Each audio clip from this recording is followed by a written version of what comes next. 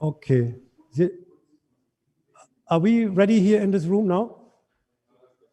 Everybody's here? Okay.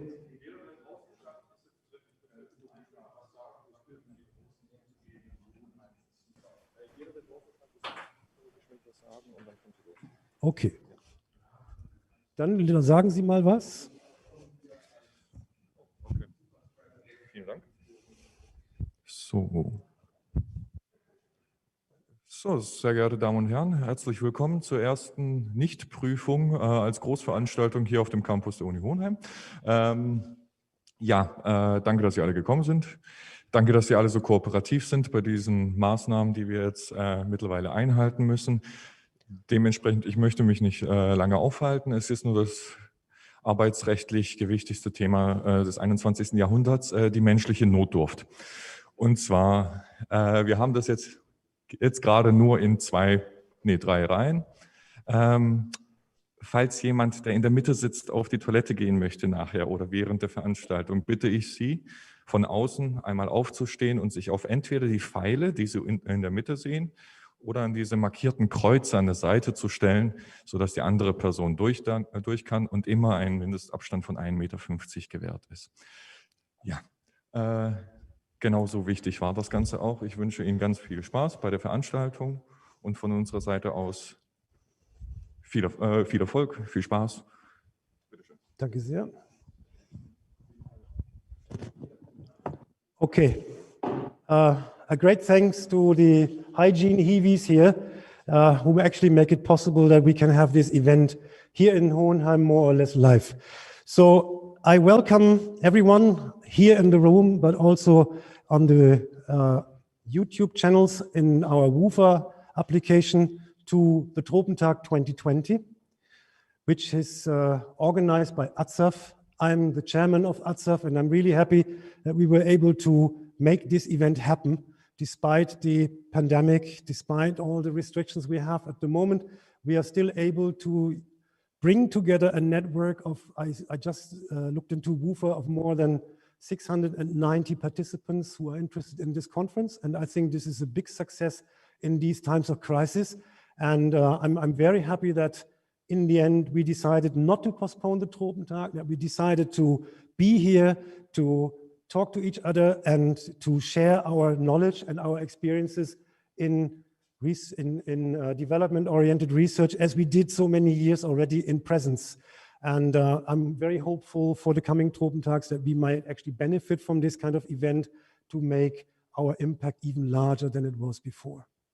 So having said this, just a few words to ATSAF. ATSAF is the Council for Tropical and Subtropical Agricultural Research.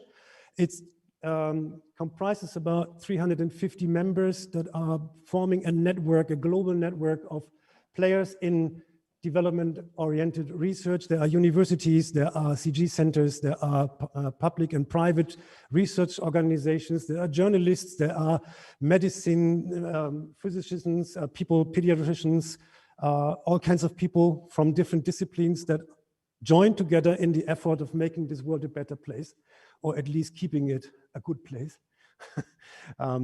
And we are trying to be the hub, an information hub, a network hub, and also a hub or an organization to foster education and training for young scientists and to bring them into network activities. That's what we do. And that's also part of what Tropentag is for, to open up the floor to young scientists, to show them the wide world and also show the wide world what these young scientists are up to. And this can be very, very interesting what these young people are presenting. Our PhD students, even our master students, but also young postdocs are here, now virtually here, and they're presenting their work in many sessions. We have parallel sessions that are organized via the WUFA app, and we have plenary sessions that are organized here in Hohenheim as a presence session in our wonderful lecture hall B1 here, which we can only staff with about 66 people, where there should be 450, but at least there are 66, so it's more than nothing. And we will try to address the topic of this year's Tropentag, which we have food and nutrition security and its resilience to global crisis. And we are not only thinking about the pandemic, we are not only thinking about the global crisis that we have at the moment, but we are also thinking about looming crises such as climate change, population, resource use. There are many aspects that are seen as being critical by many people, and where we need solutions, where we need to discuss, where we have to have ideas, where we have to develop also a way forward maybe. And that's why we decided, since we couldn't have the Tropentag in Prague due to the pandemic, we decided to use this virtual Tropentag to actually start discussing about this issue as such. Not directly discipline-related science, but how do we position ourselves? How do we see it from a disciplinary point when we are working on or with or against global crises? So what is actually the main challenge? Where are the points that we have to address? That's what we wanted to do with this Tropentag. And that's also why we have invited keynotes from different disciplines. I will come back to this. We will have 5 keynotes who are looking at this topic of the Tropentag from their disciplinary point of view and in the direction they are going with their science or with their approaches in the near future. I have a couple of announcements to make here as well. First of all, I would like to thank Prague for agreeing to this virtual Tropentag as well, and for postponing their own Tropentag by 2 years. So Prague is not cancelled. Prague will happen, but in 2022. Until then, hopefully, we can meet again in this wonderful city and these wonderful people there. They keep their topic, and we will basically take it up from there in 2022. Prague was postponed by 2 years because the preparations for the Tropentag in Hohenheim were already so far advanced that we didn't really see how we can postpone this to any other time. And so we decided the next year's Tropentag in Hohenheim will take place as foreseen, and will be a handover to this at the end of this Tropentag. But Prague will be in 2022, so it's not forgotten and it will happen. Another word, as some of you may know, those of you who have visited the Tropentag on a regular basis know that we normally have 12 young people here who are practicing journalism and who actually take the Tropentag as one event to test out if they can stand the pressure, if they can write under pressure, if they can actually produce some content when there is a lot of content to be produced. And so we normally have a very lively group of 12 people here from different parts of the world who try taking photos, writing blogs, and using social media to kind of increase the outreach of Tropentag. This year, this is not possible because these audience too small, travel restrictions don't allow to get these people here, so we cannot do it. And but we thought, okay, we have offered this learning opportunity to many student reporters already. Yeah. More than 100 people have been part of that program, so there must be some journalists now who could actually report from the Tropentag, and we offered it as a chance, but none of them took it up. So what we do now is we ask one of the trainers of the Tropentag to actually help us to have some outreach on the social media platforms, such as the blog. You can see it up here, the Tropentag blog, or on the Facebook page, or on Twitter. Twitter is directly linked, and I think the blog also, into the WUFA platform. So if ever you want to contribute, you're very welcome. The Twitter hashtag is Tropentag 2020. And also the blog is here, and you can have a direct link from the WUFA platform to the blog. You're very welcome to comment, to write, and also to see the products of Ralf Dickerhoff, who is actually reporting as a free journalist and an ASAF member from this virtual Tropentag. So I'm very curious to see what he comes up with. He has absolutely free hand to report about whatever he wants to do. So, and he's actually happy to do so. We were in contact yesterday, and I think it's going to be interesting to see what he does. Another thing I have to announce is that we will have poster awards. That was not so very clear until yesterday. Now it is clear. Every session chair who's sharing a poster session is asked to pick up one poster out of the ones that have been presented and send this ID to info@tropentag.de, and there will be a jury that selects out of these posters that have been the best in each of the sessions. We'll select the 3 best posters for the poster award at the end of the plenary session on Friday. Then you may have noticed that there's no dinner, because a virtual dinner doesn't make any sense. Yeah? You don't get fed by a virtual dinner, and everybody sitting in front of cameras and eating is also not so nice. So we decided not to do a dinner this year. That also has reduced the cost of Tropentag tremendously. But Eric said we can't have a Tropentag without an event. So he organized a music event on Thursday night, and everybody is heartily invited to join that music event. And you will find it on the agenda on WUFA. A final word to WUFA.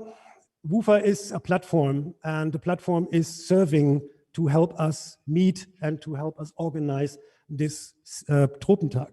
There are certain aspects to it. If you are participating and not sitting here in this wonderful lecture hall, but if you're out on the screens, you are seeing WUFA via a link of the YouTube channels.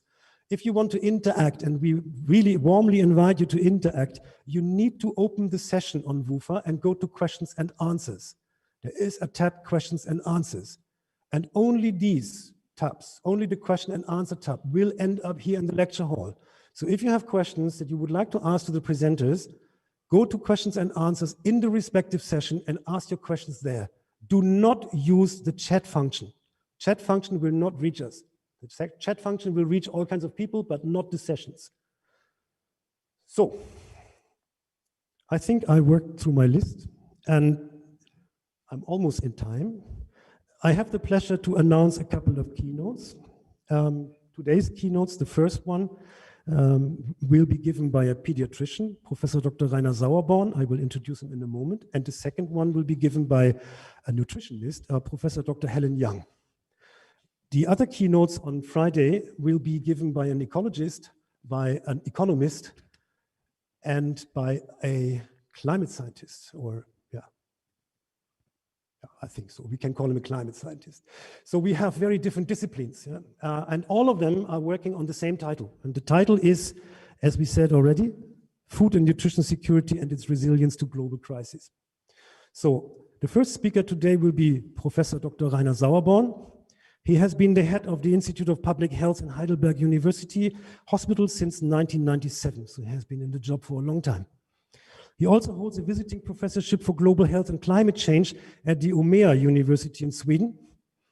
And he has completed his medical training as a pediatrician in Bonn, Heidelberg, and London. After this, he did research at the Harvard School of Public Health and at Tufts University in Boston. And in the early 1980s, Rainer Sauerborn spent 3 years as a district medical officer in Nuna, which is in Burkina Faso. And since then, he has numerous research projects linked to that particular country and also this particular region. He is also a member of the Intergovernmental Panel on Climate Change, and I asked him to give us a keynote out of his perspective, particularly with his work in Africa, in Burkina Faso, where he is researching the effects of lean season on child nutrition.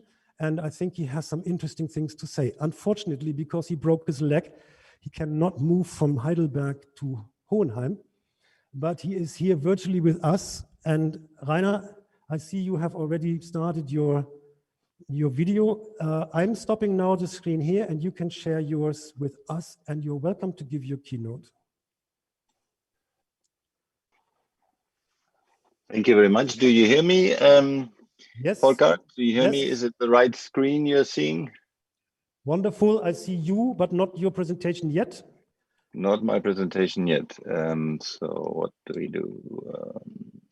Share. There we go. Now? Swap the better? screen. Swap your screen. Yeah. Perfect. Yeah. Can I go? Yes. Floor's yours. Good. Okay, well, in the background behind me, you see my little home in Nuna, Burkina Faso. So I'm not unfortunately there, but at home with a broken ankle. Thank you for inviting me to this virtual Tropentag. I admire you for doing this and having 660 participants. This is really something we also can learn from.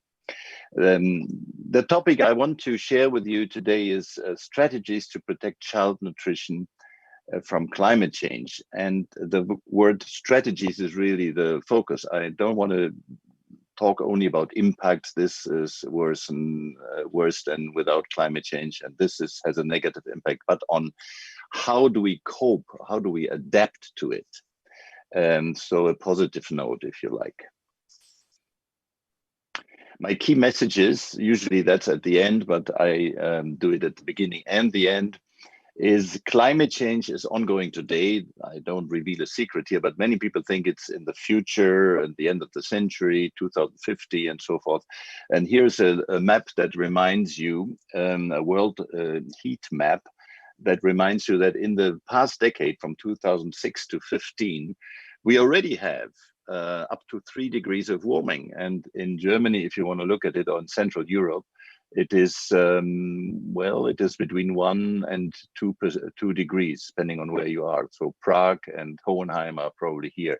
So it's ongoing. It's not something in the future that has to be predicted by models. You can see it, feel it, and measure it already today. I'm sorry. So, and all dimension of climate change, whether it's temperature, whether it's rainfall regimes, whether it's ocean warming and rising, all of them have an impact on nutrition and on food production. I will go through the different pathways in a second. So it's not only heat or not only rainfall or whatever.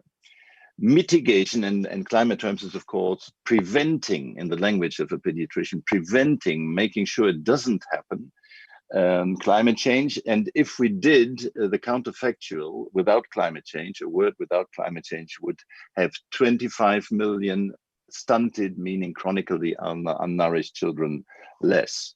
So it's an enormous focus that we should put on mitigation, but this talk is about adaptation. What can we do given that it's already there? And of course, we don't want it to be much worse than it is already. So these adaptation solutions exist. Some have to be developed, and I will go to this. There are some experimental ones, but there's a long list of tested interventions that you can do, and they can be broken down in these 4 dimensions or areas.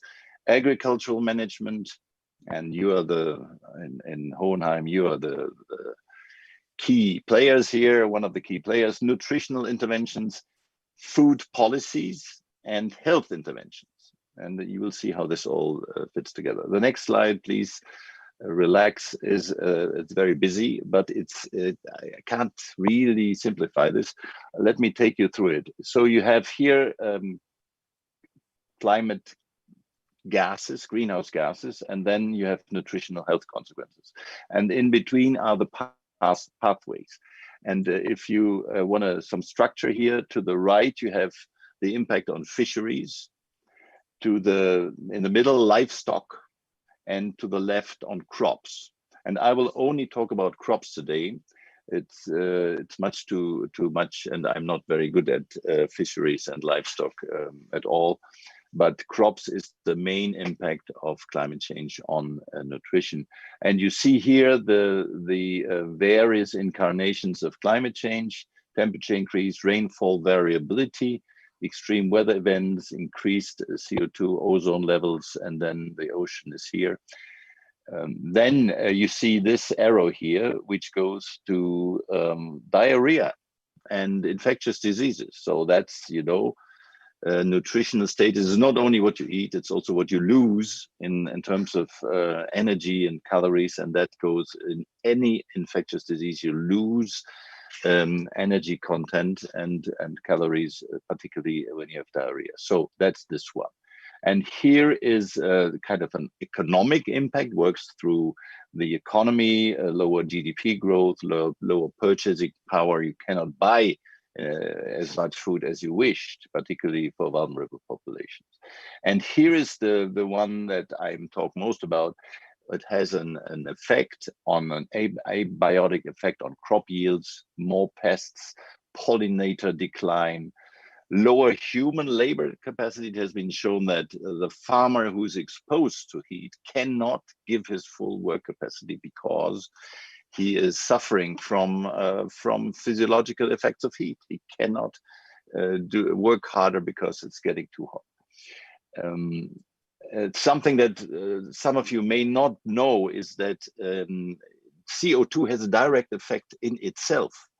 It lowers the micronutrient content of crops, and I'll show you a slide later. That's an important effect because, as we know, hidden hunger, and this is largely due to micronutrients and not calories and protein and fat.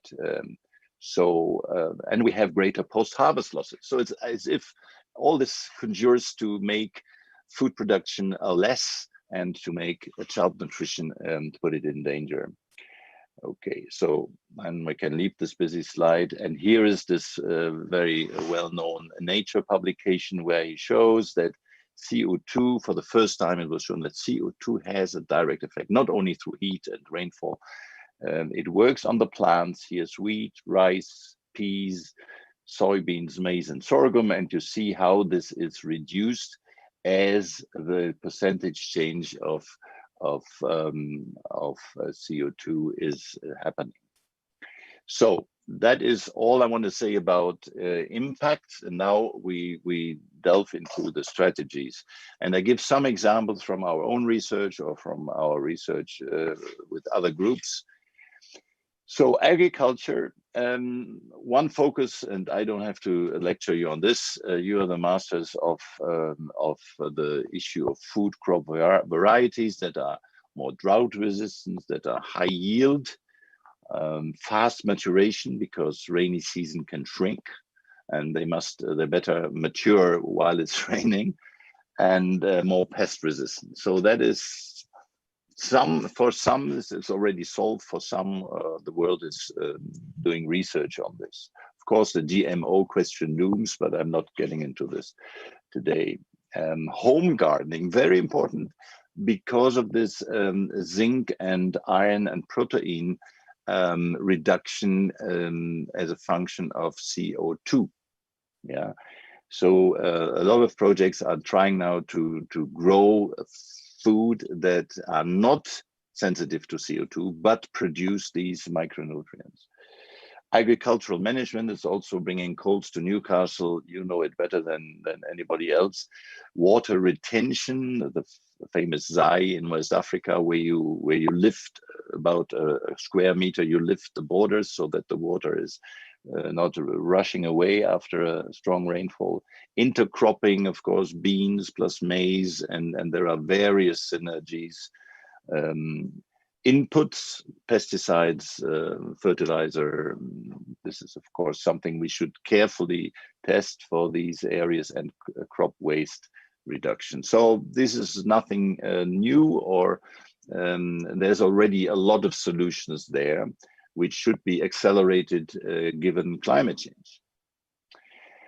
Weather-based crop insurance, maybe not so much known by many of you, which is if there is a weather signal, for example, there's a mini drought, all of a sudden 3 weeks, no rainfall in the middle of the rainy season, then crop insurance kicks in. So the weather signal defines what the farmer who is enrolled gets in terms of food or in terms of money. We have a little project on this to see whether one weather signal for the entire country makes sense, and we think it doesn't, but that's another story. The micro monitoring of crop growth is something that we are trying to push forward. What you see on the right-hand side, and by the way, this is Karst, is Isabel Karst working with us. She has a poster on this in the Tropentag, and she was the first author of our paper here. So what you see is a village in the middle. This is a village. And you see the fields, some fields, not all of them. You see some fields where we measured, weighed the food that was harvested, not the food, the crops that was harvested, that were harvested. And then we compared this to the remotely sensed. And Isabel Karst is a remote sensor. And so algorithms, and you see here, sorghum, beans, maize, millet, and depending on the color, you see some intercropping. for example, here, and you see the amount that the satellite predicts, or Isabel predicts, will be harvested on that field. So it's a wonderful free source. If you know the algorithms, it's a satellite that doesn't cost anything, Sentinel-2. Okay, so this is some innovation, but the other ones, and the insurance is also not extremely new, but it's now very urgent to implement this. We also showed, I had said I didn't want to talk too much about the dire predictions, but one of our team, Christine Belesova, she modeled the empirical data from Nuna with PIC, the Potsdam Institute for Climate Impact Research, and found that the days where the food crop productivity index, or the years where the food crop productivity index is below normal, which is 100%, this line, will increase based on climate impact models. So that is a wonderful link between empirical data and modeled projected data. So that is impact, but all the rest of my talk is about strategies of adaptation. Nutrition, home gardens, I mentioned that. This is a picture of Sabine Gabrisch, who's now a professor of climate change and health at PIC and Charité. She gave a talk in Hohenheim 2 years ago, if I'm not mistaken, on her farm project, which is just about what I said, making sure that here in Bangladesh, women grow food that are really especially rich in micronutrients for children. Substitution fortification, the nutritionists among you, this is an old hat, but it is now has to be focused on these micronutrients that will be lacking from climate change impacts. Birth weight is not registered everywhere. For example, in Nuna, maybe 30% of women don't know what their children weigh, their babies weigh at birth, although this is the most important indicator for life. So we need to get hold of birth weight. We need to then monitor the kids in terms of their weight and development to filter out those who are really at high risk. And undernourished children have a much higher multiple risk of dying than well-fed children. Emergency food aid internally, distribution of food, or external is needed, ideally based on early warning systems, and the algorithms, the remote sensing algorithm can predict harvest 3 months before the harvest.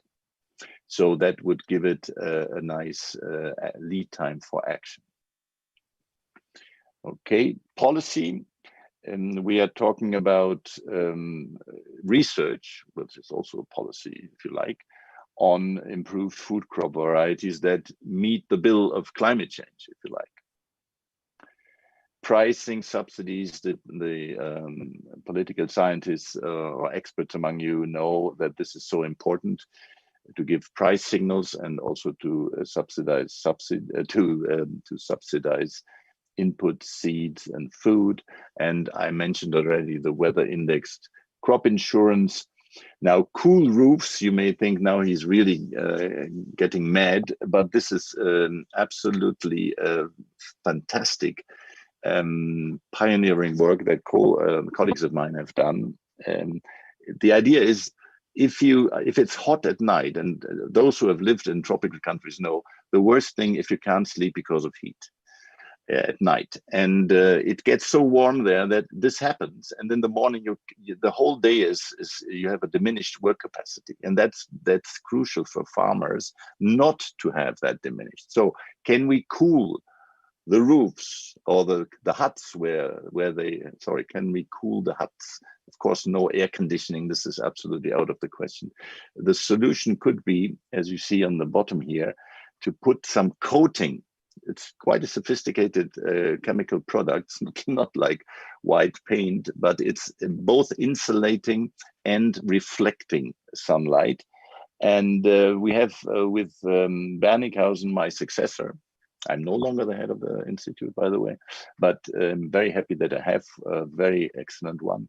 Till Berninghausen and Aditi Bankar. They do an intervention study to see how many degrees this will lower the temperature, and what about the heart rate, the blood pressure, and work capacity. So this is not only a pipe dream, it may be a very important solution. So I wanted to sprinkle in my talk at least some things that are new to you, maybe. So health, often forgotten, but it shouldn't be forgotten, because a healthy child is also a well-nourished child if they get reasonably enough food.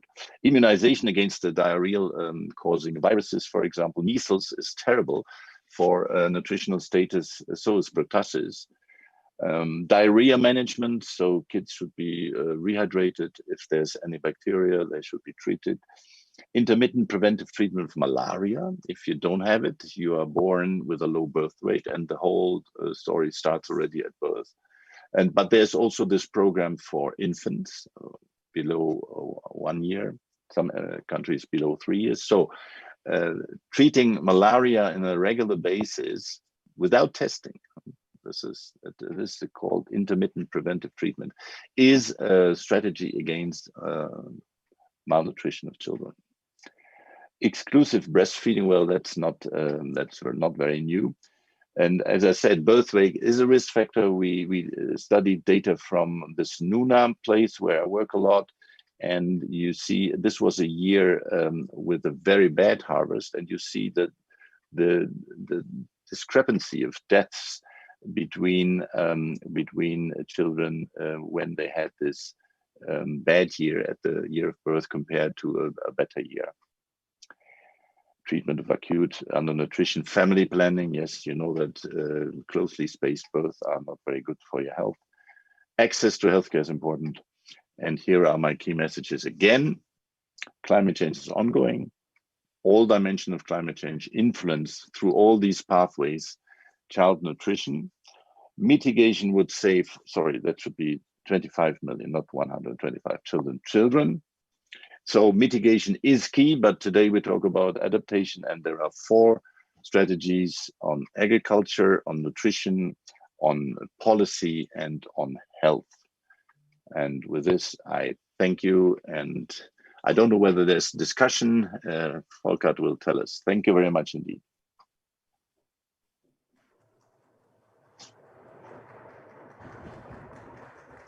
I stopped screen sharing. Yep. Yes, thank you, Rainer. There was just a big applause for you here. I don't know if you can hear it. I hear the roaring applause. Yes, thank you. Thank you very much. Actually, that was a very interesting start of the Tropentag. We never really had such a viewpoint of starting a Tropentag. Normally it's like politics and complicated research decisions. I like that a lot. It was a very good overview in my point of view. There are questions, but unfortunately they were not asked where they should have been asked. So there is one comment here on your slide on impact. It is from Peters. Rather a comment to Rainer's slide on impact. As planted forages are also crops, a lot of the impact stated for field crops such as pollination and seed production, diseases and so on may also apply. Some for excess water, tolerance to drought, and so on. Insurance schemes for livestock also critical. More so, a large part of livestock production is feed production. So I think this is really a comment where Michael tried to widen the field. Do you want to comment on that comment? Well, agree with everything. Forests will also suffer from lack of pollination. I'm not an expert on this field. And of course, what was the other topic? The forest, the livestock. Yeah, of course, we grow a lot of food to feed animals, particularly, pigs and chicken. And this is, of course, this is all interwoven. But I said in the beginning that I cannot and don't want to focus on livestock and, of course, the links which you rightly point out. So it's a very good comment. That these food production, I don't know what's the percentage for that. I would guess that at least 30% of the food is given to animals. And that's a big problem, the competition between humans and animals, because we eat meat, so we should not eat meat. We all know that. I think the percentage is actually quite higher. More like 50 or 60%. Actually, is that so? Wow. I think so. Thank you. I'm not an expert, but I think so. Yeah, but the experts are nodding here. So yes, 50 to 60% of crops grown are actually fed to animals. There was another question which I cannot find again, but I remember roughly what it was. It said basically that there is no proven evidence yet that home gardening or the presence of home garden is actually changing dietary inputs. And I don't know what exactly the question was, but it was in the direction. So what is your take on that? And what kind of evidence do you have that having home gardens actually changes diets? Okay, well, the person is correct. And the evidence is, until recently, I must say, thin, but we have two large intervention studies. One is by Sabine Gabrisch, I mentioned that already. The project is called FARM with double A, and you can look it up in the internet. And if you look Sabine Gabrisch with Y, she has started to publish. Of course, there's always the delay. She has started this project 5 years ago, and now the first, it's a randomized controlled trial, rigorous epidemiology, and my new collaborator, the junior professor Ina Dankwa, she's doing also a randomized controlled trial with a slightly different slant. So this will come in, this results will come in. There's one publication on Burkina Faso, the author I cannot remember now, but if you look into this, that trial was published, and this the Bangladesh trial is being published in a sequence of papers, and the trial in Nuna is just being set up. It's in Nuna and in Kenya. The evidence will come in, and what I know from Sabine, this is indeed changing not only dietary behavior, but also nutritional status, which is the gold standard, of course. Okay, thank you for that. We have one question from the audience here in Hohenheim. I pass on the microphone to Misek Chakunda. Thank you very much, and thank you very much for that talk. So one of the strategies you mentioned was intermittent treatment for malaria. Yes. My question on that is, we know from the past that there has been a lot of reports on drug resistance to malaria. Is there a trade-off there? You're right to be worried about this. Let me see. Do you see that slide? Oh, you remember the slide. Well, of course, there are many preventive treatment with antibiotics, which always make me worried about resistance. For example, against trachoma, there's a treatment. But here we have, of course, in malaria, we are all over the place with resistance. They use sulfadoxine pyrimethamine, which is a very old drug, and there are resistances to this. And it's not like you treat somebody who's sick. So even if you have 10% of resistances, then it will have an effect on the broad child population. Now, the WHO, if you look up WHO website, they will give guidelines for countries which have a high level of resistance to this combination, and they have different regimes. So it's different country by country. In principle, you are right. This is given 3 times a year. And yeah, depending on the resistance situation in the country, this may or may not work. Sulfadoxine pyrimethamine is on the market since, it's Fansidar. It's in the market since decades. So there's not much change in resistance there. Of course, there's resistance. It's not a first-line anti-malarial drug. If it were, I would be much more worried. So the first-line drugs are left for treatment. This is for, it's a funny thing, it's called preventative treatment, you know. Okay. Does that answer your question? Yeah, thank you very much. Just to inform Helen Young, we take 2 more questions and then it's your turn. I will come back to you in a few seconds. There's a question here from Regina Birner and I have 1 more online question here. Regina, please. Yeah, thank you for this excellent presentation. May I ask you to speculate how will COVID-19, the current crisis, affect what you presented to us? Will it make everything worse because we have negative effects on nutrition, or could it maybe also raise some awareness on paying more attention to nutrition? Do you have some thoughts on that? Well, thank you for that question. And of course, there's a link between COVID and climate change in many aspects of policy, anticipating preparedness and so forth. But your question was directed on the link between COVID and nutrition. From what I know firsthand from our partners in Kenya, this is at the borders of Lake Victoria, and Nuna, which is landlocked in West Africa, and any interdiction of circulation of people and goods, of course, is a disaster because people cannot go to the markets, they cannot buy food. So this is mainly on the market. The marketed food is affected. Of course, the farmers, it's now rainy season in both countries. The farmers go to the fields, but then they may have a problem in selling their sorghum. So I think it's this link.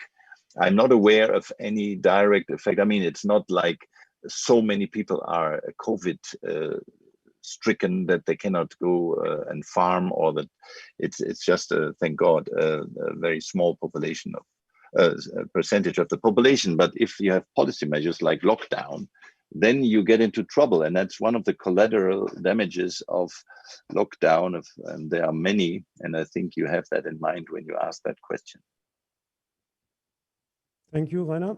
And the final question for this session is, it's a bit weird, you know. Normally I'm offended if people look into their mobile phones in lectures all the time, but I don't have a choice here. So my colleague Thomas Hilger here from Hohenheim has asked, micronutrient fortification of crops need a lot of inputs. How can we handle that when farmers are poor? Did you say micronutrient? Yeah, Mike, you were reporting on zinc and I got it. Micronutrient fortification, no. Yes. Thank you. My issue, or my suggestion was not was not on the main cereal, of course, but on legumes and vegetables. And I'm not an expert in the field. I only read these papers, and I know that these studies are underway. So all the projects that I know try to use local food. It's not that you have to put some chemicals, sort of fertilize the ground with zinc or with iron. These products, these plants have a high content and are not sensitive to CO2 as far as I understand, but I stand to be corrected if you know differently. So it's not that they don't have to pay anything or buy some fancy stuff. If you take pills, of course, if somebody had said, okay, why don't you take some vitamin and zinc and iron pills? That is, of course, a different story. That should be reserved to pregnant women, you know, iron and folate acid and so forth. Did I answer your question? I think so. It's a remotely asked question. Okay. If not, then Thomas can still come back to you. That is also what I would like to ask you, if you don't mind, to look into WUFA maybe over the next 2 days from time to time and see if there are questions that you actually might want to respond to, because these questions will be online for a longer time, and there may be also discussions going on in which you might want to join. And also, it is possible that our journalist, Ralf Dickerhoff, may contact you for some further clarifications. But for now, I thank you very much for your presentation, for your input, and also for your patience in answering these questions. Just imagine a very big hand of 640 people. We can do here a little bit, so thank you very much. Thank you. I hear the entire internet is reverberating with applause. Thank you so much for inviting me. It was wonderful. Yes, thank you, Rainer. So with a little bit of a delay, but not too much, I hope, we continue here in our session, and I see already online our next speaker, Helen Young. Welcome. Helen is on the back side of this thing here. Okay. Helen is research director at the Feinstein International Center of Tufts University in Boston, USA. Since she joined in 1997, she has directed research programs on nutrition, livelihoods, and conflicts. So she's very much in the center of the topic of our Tropentag. She has successfully led several multi-year operational research programs in Africa, especially in Sudan, Chad, and Kenya. She's promoting interdisciplinary studies on pastoralism and building resilience of people in conflict-affected regions. So she's a very broadly acting researcher, and she now leads 2 programs on persistent global acute malnutrition in Africa's drylands. So here we have a direct link to Rainer's talk before.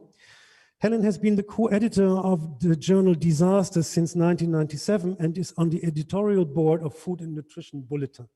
So I think she really is an expert in her field, and I'm very happy that she joins us here today for her talk. And Helen, I would like you to share your screen now with us so that you can give your presentation. Okay, thank you. Let me just do that. You always have to imagine a big hand of applause, yeah? We can't really bring it across. Oh, just a minute, sorry. No problem, we are here. I must first share my screen before I bring up my video.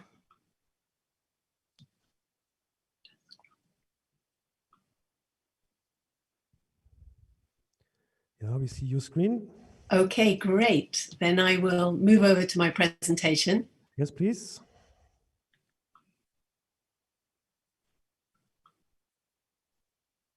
Wonderful. Fantastic. Yes, it is. So the floor is yours. We're looking forward to your presentation. Great. Thank you very much. And especially thank you for the opportunity to join you at Tropentag 2020. Very much a new experience for me to be presenting online in this way. And so, yes, I appreciate your patience.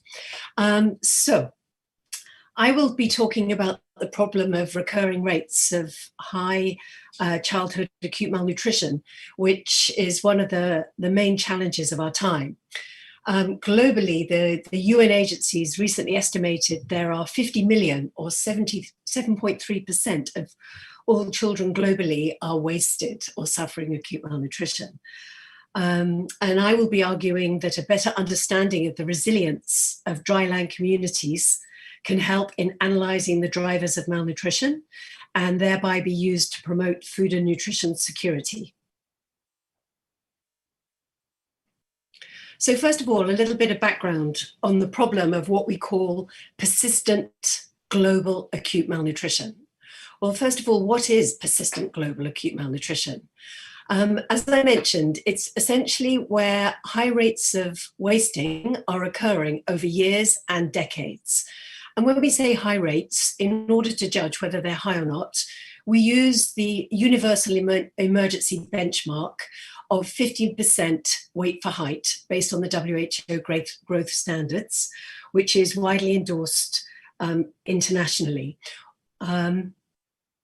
Anyway, what we are seeing, apart from these huge numbers, is that wasting rates are often static or increasing despite improvements in other areas such as food security. And this is causing concern. And in response to this, from a policy perspective, there have been major policy shifts with a recent global action plan on childhood wasting that was published earlier this year, which was a collective effort developed by WHO, FAO, UNICEF, WFP and UNHCR, which gives you some idea of the seriousness of the problem. I should also say that where these recurring rates are often seen, humanitarian programs have been in almost continuous operation, in some cases for more than 2 decades. I thought I'd share with you some views from the front line, from professionals that we interviewed as part of that study I put up earlier on persistent global acute malnutrition.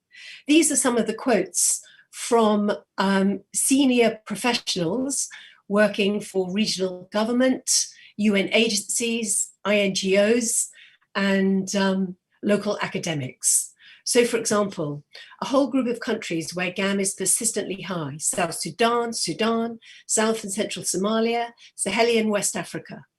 Even in a good year, we still have high levels of malnutrition: Mauritania, Mali, Niger, and Senegal. We don't really see a drop in GAM, even though we've been intervening for years. At the bottom, the donors are reflecting that it feels like we never pull out. So views were shared with us in our review of the problem.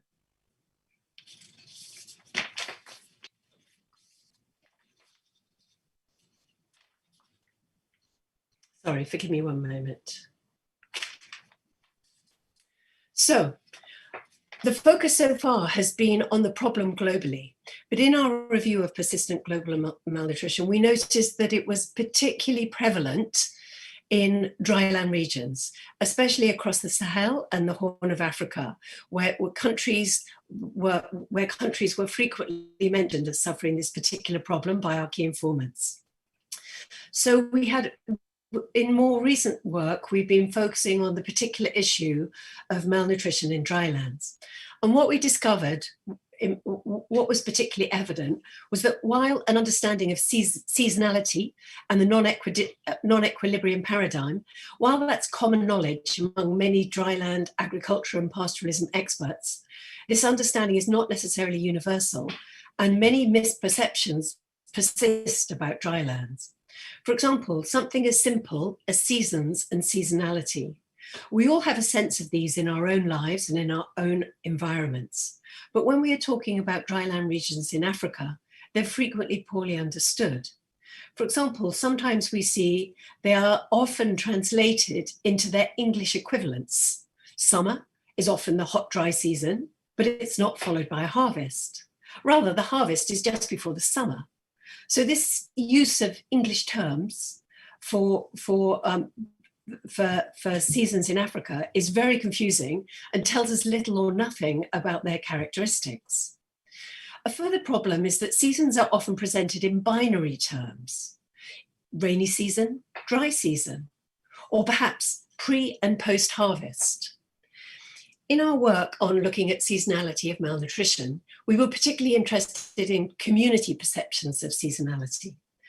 And what we found from the qualitative work was that communities often share similar perceptions of seasons, despite them being from widely different, from different countries or different areas within their own countries.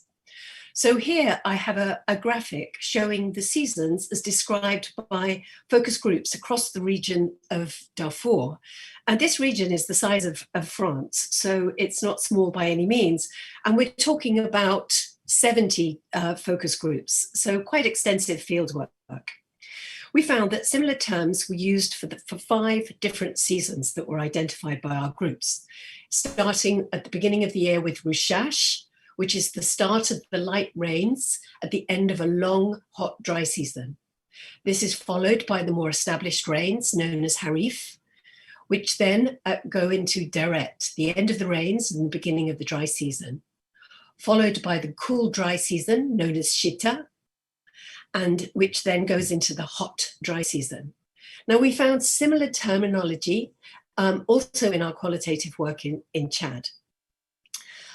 Linked with this was a shared perceptions of variability, resource variability, and also resource gradients, of course, across the Sahel from south to north with a decreasing rainfall and vegetation on a seasonal basis. This is important because this identifies complexity and an understanding of seasonality that goes far beyond the binary wet versus dry season.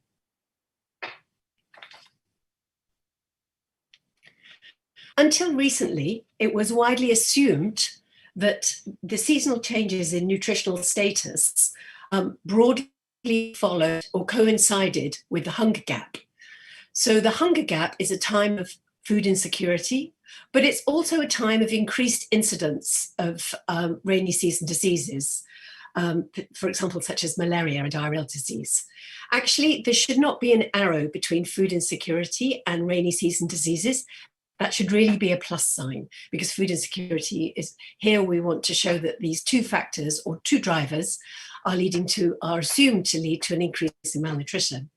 Now, this is reflected across a wide literature, and it feels a little unfair to pull out one example, but this is a very authoritative example to give you a sense of this widely held assumption.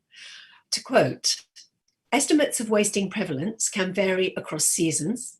They are commonly at their highest during the rainy season, often coincided with the pre-harvest period, and thus with food scarcity, as well as higher rates of diseases, including diarrhea and malaria.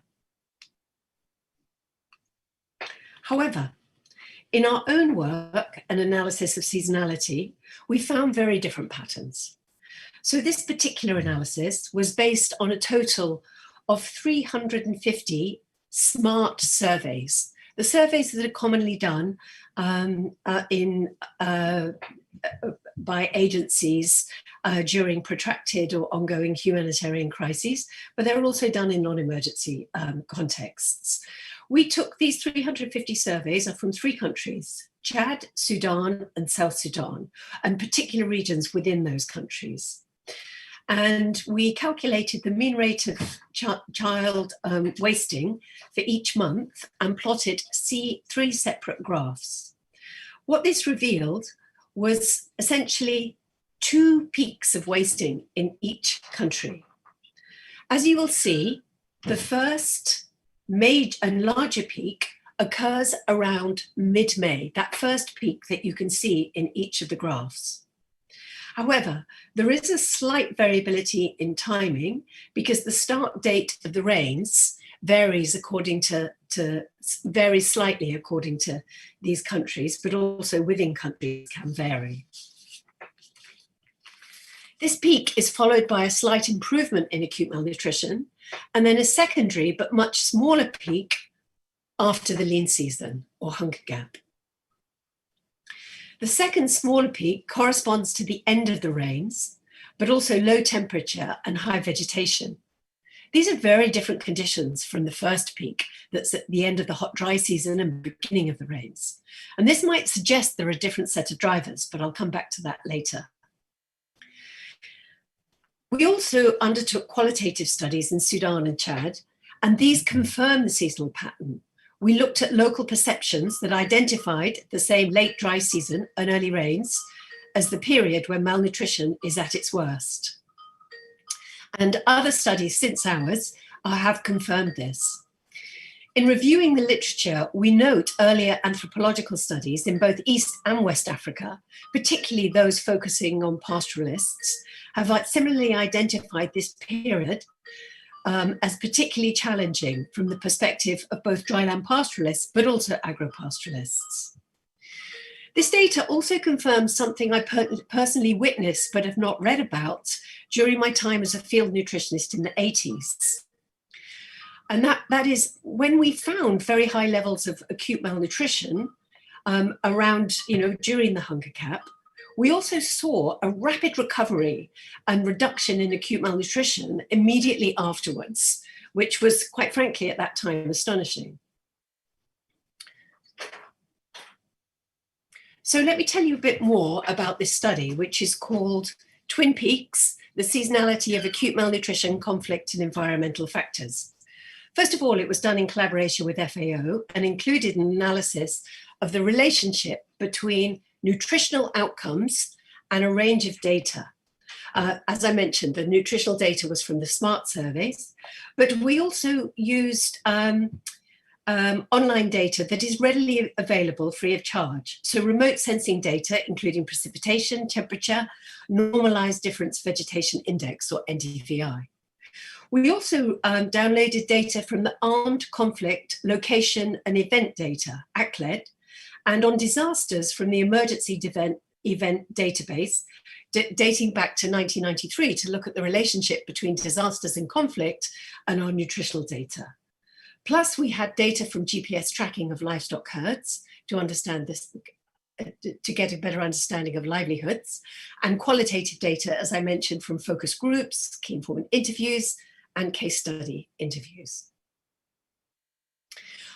Just 2 very quick graphs to show that we also found a distinct seasonality of conflict. But what was interesting was that when we separated out the farmer-herder conflict, we found a very different pattern from the seasonality of all violent events. Now, I'll just put that out there as a teaser and refer you to the report if you want to understand more about what's driving those relationships, because I think they're very important and there's little time now. The important thing I did want to mention is that when we put all the data together,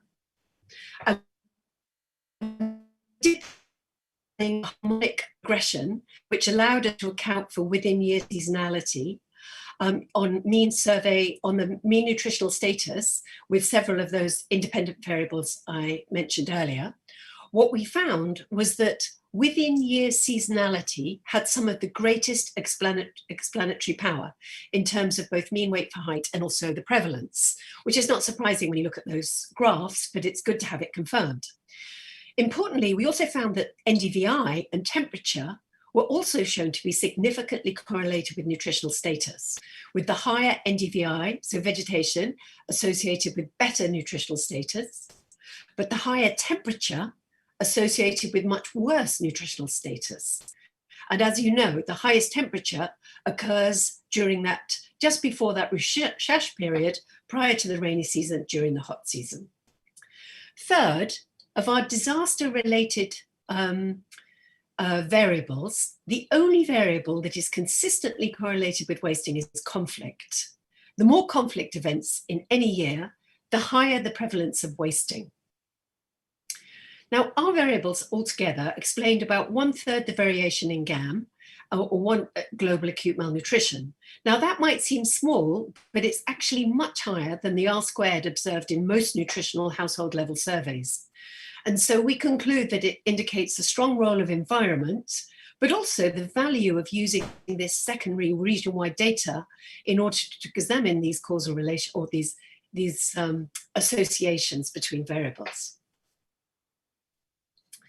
After we looked at the quantitative work, we looked at some of our qualitative perspectives. And as I mentioned earlier, these chimed very much with the twin peaks, which we've superimposed on this graphic. Although what it also showed was that, or what our analysis also pointed to, was that it's the seasonality of livelihood systems linked with environmental variability, which are the crucial determinants or drivers of these causes of malnutrition and determinants of the twin peaks. And it's through their impact on the underlying causes of malnutrition related to food security, care, and health. And I'll say more about that in a minute. Just a few words to say about livelihoods that we think are important. And that is, from a drylands perspective, we understand that livelihood systems, dryland livelihood systems, are often specializations, meaning that they have adapted over centuries to take advantage of dryland resources and to manage the spatial and temporal variability of drylands. And what I mean by management, an example might be the mobility of pastoralist herds, which enables them to take advantage of seasonal resources that are geographically dispersed. Now, while this adaptation, this historic adaptation, underpins resilience of dryland systems, our qualitative work, particularly historical timelines, show that over the past 50 years, communities have simultaneously been experiencing a series of multiple and overlapping hazardous events, such as the extended droughts and famine, particularly the one in the 80s, which was combined with rinderpest epidemics, which devastated livestock herds. More recently, I think we've all heard about the wide-ranging conflicts in this region, many of which are persistent, which combined with insecurity have had a major impact on mobility patterns, access to markets and livelihoods generally. Another factor is, of course, climate change. And herders are reporting increasing temperatures and the difficulties they have in dealing with them.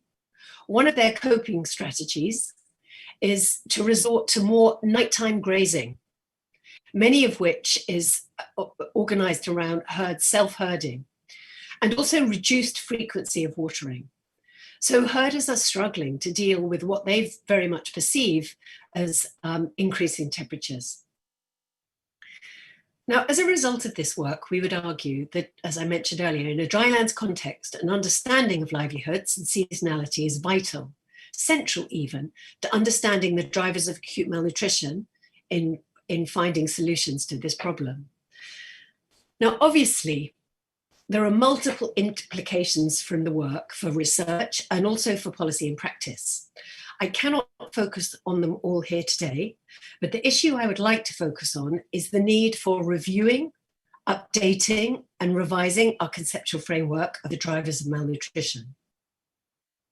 Now, this isn't something that can be done just by a group of academics working alone. So the first thing that we tried to do is highlight the problem of recurring rates of childhood acute malnutrition, especially in parts of Africa, but also started to identify the factors that are frequently overlooked or not routinely considered or misunderstood that we have shown are important, such as environment and seasonality, systems and institutions, and livelihood systems. Now, the starting point for revising a conceptual framework, our starting point is what is a malnutrition causal framework that has been around in practical and policy use since the 90s. And it was first published developed and published by UNICEF in 1990 as part of their strategy for improved nutrition of children and women in developing countries. What you can see here are the multiple levels. At the top, we have the manifestations, and then we have 3 levels of causality.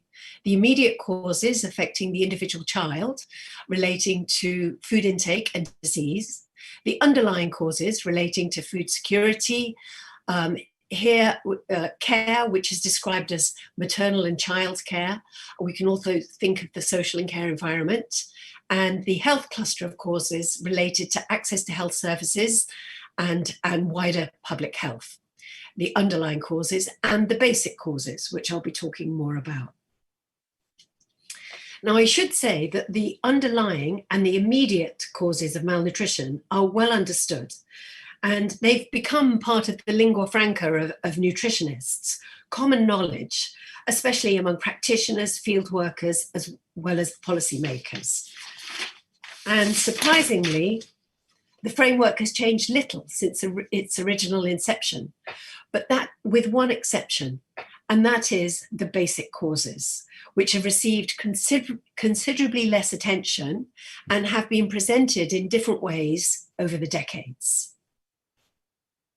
Now, our suggested revisions to this framework very much speak to the basic causes, but also trying to reinforce some of the strengths of the underlying and immediate causes, but I'm not going to say too much about that. On the basic causes, we emphasize an understanding of dryland environments, particularly environment and seasonality, climate variability and extremes, and particularly how livelihood systems are affected by that.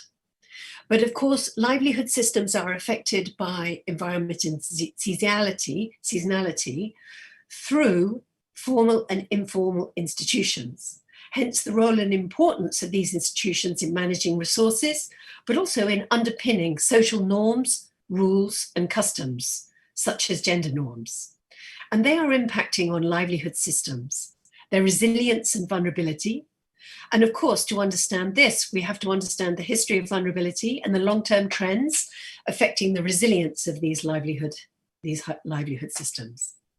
So while we have come up with a revision and presented it in this document, what are the next steps for actually promoting commitments and action in relation to these problems? Well, I wanted to let you know that there is a forthcoming technical series on the conceptual framework for addressing acute malnutrition, specifically in Africa's drylands.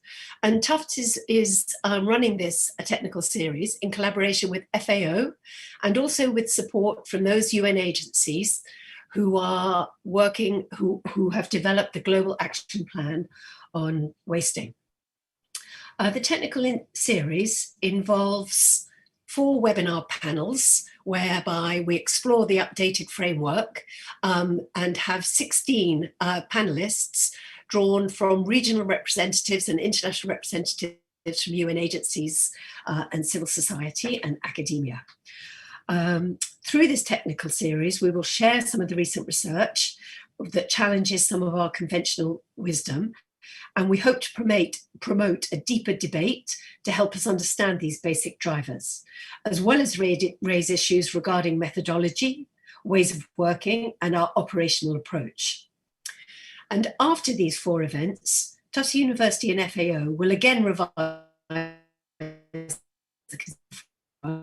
and we will be convening a roundtable of high-level donor, UN and regional representatives, where we will be seeking commitments from them to apply and measure the effectiveness of the updated framework in their work. So I'd just like to conclude by encouraging you all to get involved. Please do tune into our webinars, send us your feedback, and please keep in touch with next steps. So thank you again, Tropentag. I very much appreciate this opportunity. Goodbye.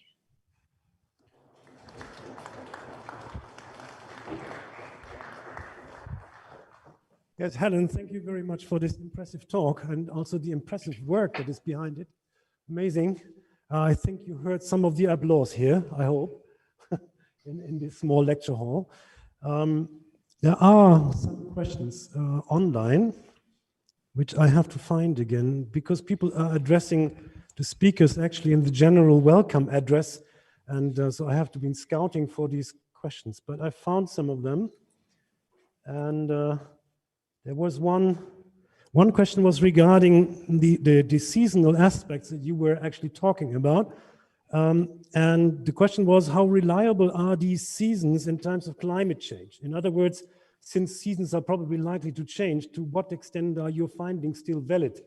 Or to what extent maybe you have to do some adjustments?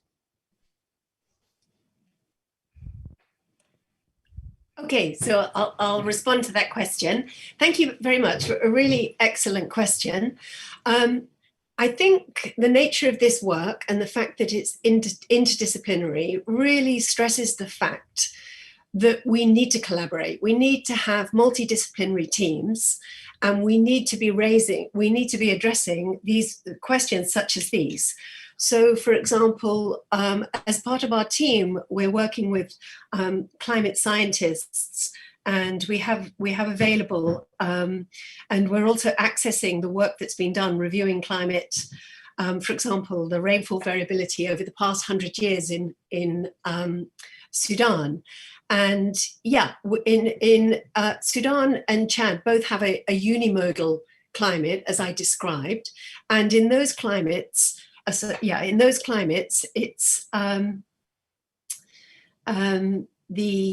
these particular seasons have been consistent. But I am aware in neighboring countries, for example, in Kenya, where there is a bimodal climate and dual rainy seasons, and 2 rainy seasons, there has been many years when there, particularly in the last 15 years, when there particular rainy seasons have completely failed. And so you could argue that the pattern of seasonality in that bimodal climate is changing. But I think we need a long-term perspective. So it's not good enough to look at the last 15 or 20 years. We need to look much longer term. And we also need to bring together the climate data with the local perceptions, because these are the people that are living through and experiencing these climates. And I think it's quite remarkable how many of their perceptions do echo what we see in the science. Yes. Thank you. Thank you. I hope this answered the question. Here's a question from the audience here in Hohenheim. Arndt Feuerbacher has the floor. Helen, thank you so much for your very interesting talk. I have a very short question. Do you have any measure how the seasonal changes in malnutrition also impact on labor productivity? And also how this is maybe also intertwining with increasing heat stress? Thank you very much. Thanks very much for the question. Again, very helpful. Yes, this is definitely labour demands on a seasonal basis are having an impact here. In fact, particularly women's work burden and how that changes throughout the year, and the impact of that on child caregiving behaviours is important. This was highlighted in qualitative work in particular, and I think a lot of this is also echoed in the literature. So this period just before the rainy season coincides with the end of a period of high stress for pastures. They're having to water their animals. There is increasing temperatures that they have to deal with that I mentioned, but also the work burden on women is increased and they have less time for childcare. The children are in the care of grandparents or older children, etc. So I think this is a major factor, but we basically need to do more work on this.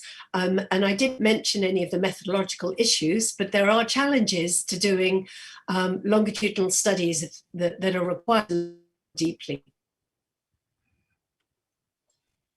I hope that answers your question. He looks very satisfied. I take two more questions, one from Regina Birner here in the audience and another one from the online questions. Well, thank you for this really fascinating lecture. And what I found particularly intriguing is bringing this issue of conflicts into the picture. You showed a regression analysis where you had the NDVI and the conflicts having an effect on acute malnutrition. And I was wondering, for the NDVI, so a measure of biomass, did you use a lagged variable? Because one would expect that this NDVI doesn't have an immediate effect on malnutrition, but only after the harvest or through the livestock production. And then I would also be quite interested, through your qualitative research, did you find out more how exactly these herder conflicts actually influence the malnutrition, through what effect that actually is? Thank you. Thanks very much for your question. So on the first question about the NDVI, we did not use any lag. No, we didn't. So that's a simple answer to your question. But also I don't think that we need to, because there is if we look at the data on NDVI, I think you would have to look at the data to see that there is a gradual change in NDVI. And also I should say that we're using NDVI specifically for the regions where the surveys were done. On the second question, which was about conflict, we have not looked directly. We have not had studies that look at how the pathways through which conflict is driving acute malnutrition, but we have looked extensively at the impact of conflict on livelihoods. And so from that, we can hypothesize what those pathways might be, but we've not actually tested any of those hypotheses or looked at them in more detail. I should also say that although we found this significant relationship, I think there is limitations in this analysis, because the ACLED database, we took data from, I think it was 1993, but clearly the database didn't have as many conflict-related events during the first decade as compared to the later years. And I think also bias is introduced because we have more nutrition surveys done, and more in the years when there are many episodes of conflict. For example, the start of the Darfur conflict in 2004, going into 2005. I'd love to talk to you more about it. Yes, I think there's ample opportunity during this conference to actually meet and discuss and start topics. So you're very welcome to do that. I would like to give the floor to one more question, even though we are running a bit late. But this is, I think, a very nice question to round up both talks, actually, to a certain extent. Here's Joshua Ombaka, who says, thank you, such an insightful work there. Can the speaker, this is you, Helen, comment on the agri-food chain linkages in the area? For areas with good market linkages, would your analysis change, or would the conflict potential of that change? Or I don't know exactly what should change, but probably the nutritional status of the children also, that is linked here. And I would like to add another aspect to the question. if we talk about global crisis, when we link this to this agri-food chain, how does the child relationship change here?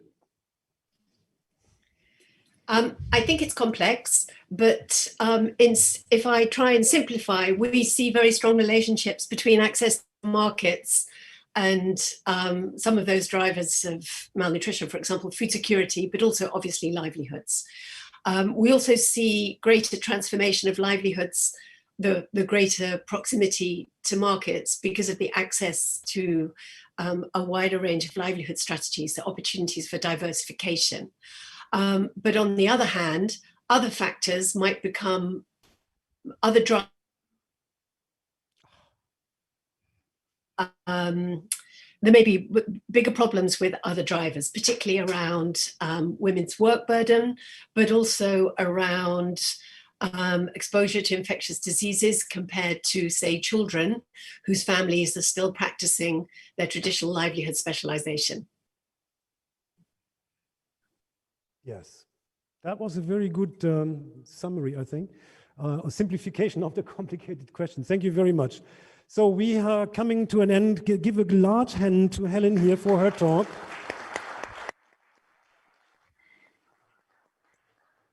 Thank you very much for being with us this morning and giving us this talk and also join these discussions and giving us insightful answers. Thank you very much, Helen. For this, we are coming to an end for the first plenary session of this year's Tropentag. I thank the audience for their patience and their intelligent questions. And I would like to announce that we are here in Hohenheim. We are taking now a coffee break. I would urge everyone out on the screens to do the same.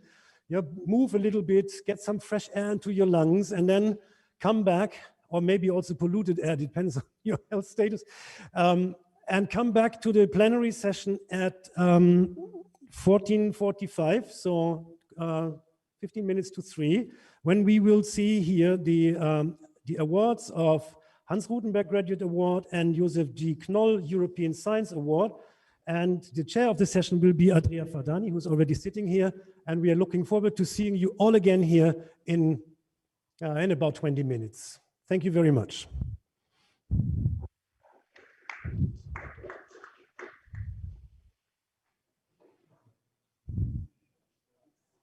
Eric? Eric?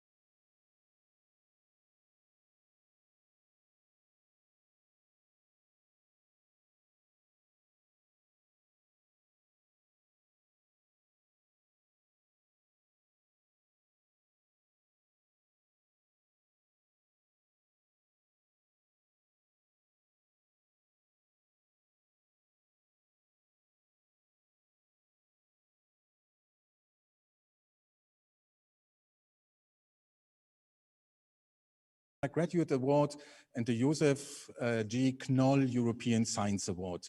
Dear participants of the virtual Tropentag, dear organizers, dear awards winners, and dear members of the jury of the Gutenberg Graduate Award and of the Joseph Knoll European Science Award.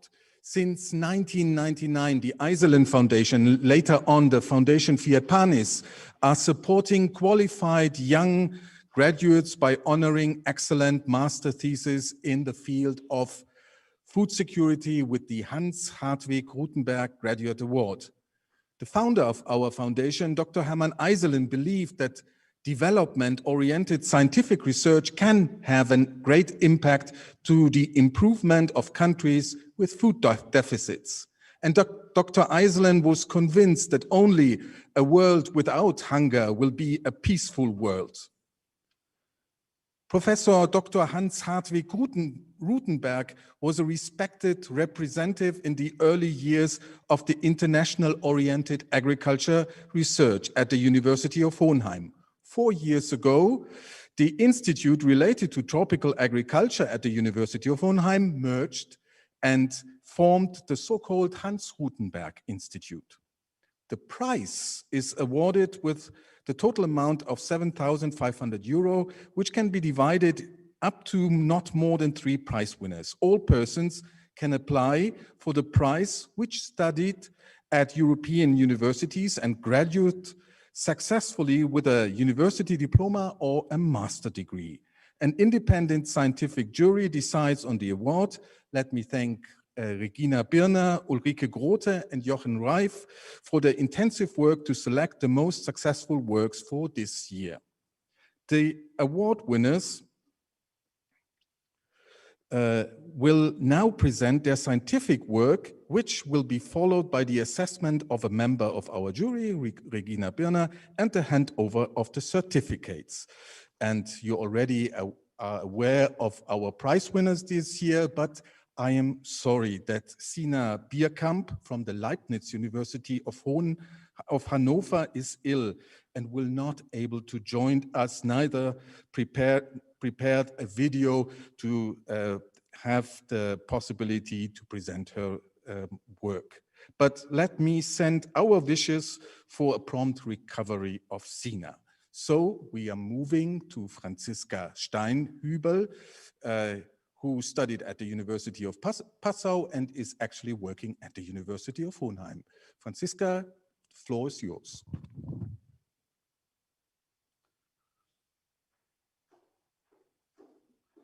Which one is this one?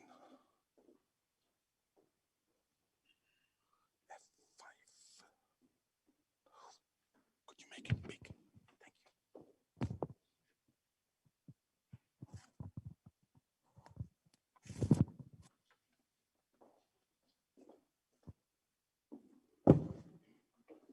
Can you hear me?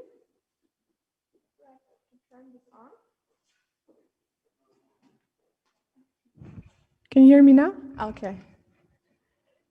Thank you very much. First of all, I would like to express my gratitude to the Foundation Fiat Panis for awarding me with the Hans Hartwig Gutenberg Prize today. And also, since some of the people are even here today due to all the Corona challenges, I also would like to say thank you to everyone for supporting me in and during the process of writing my thesis, which has the following title: Do Indonesian consumers value organic rice? Evidence from a willingness to pay experiment with randomized pricing. So in Indonesia, the government as well as various non-governmental organizations have started to promote organic farming as one sustainable alternative to conventional farming.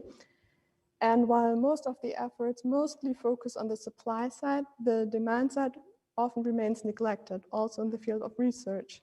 And this is why I wanted to contribute to closing this gap and came up with the following research question.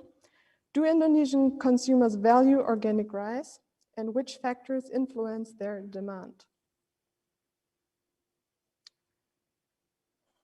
To analyze this, I conducted an incentive-compatible willingness to pay experiment with urban and semi-urban consumers in Yogyakarta on the island Java.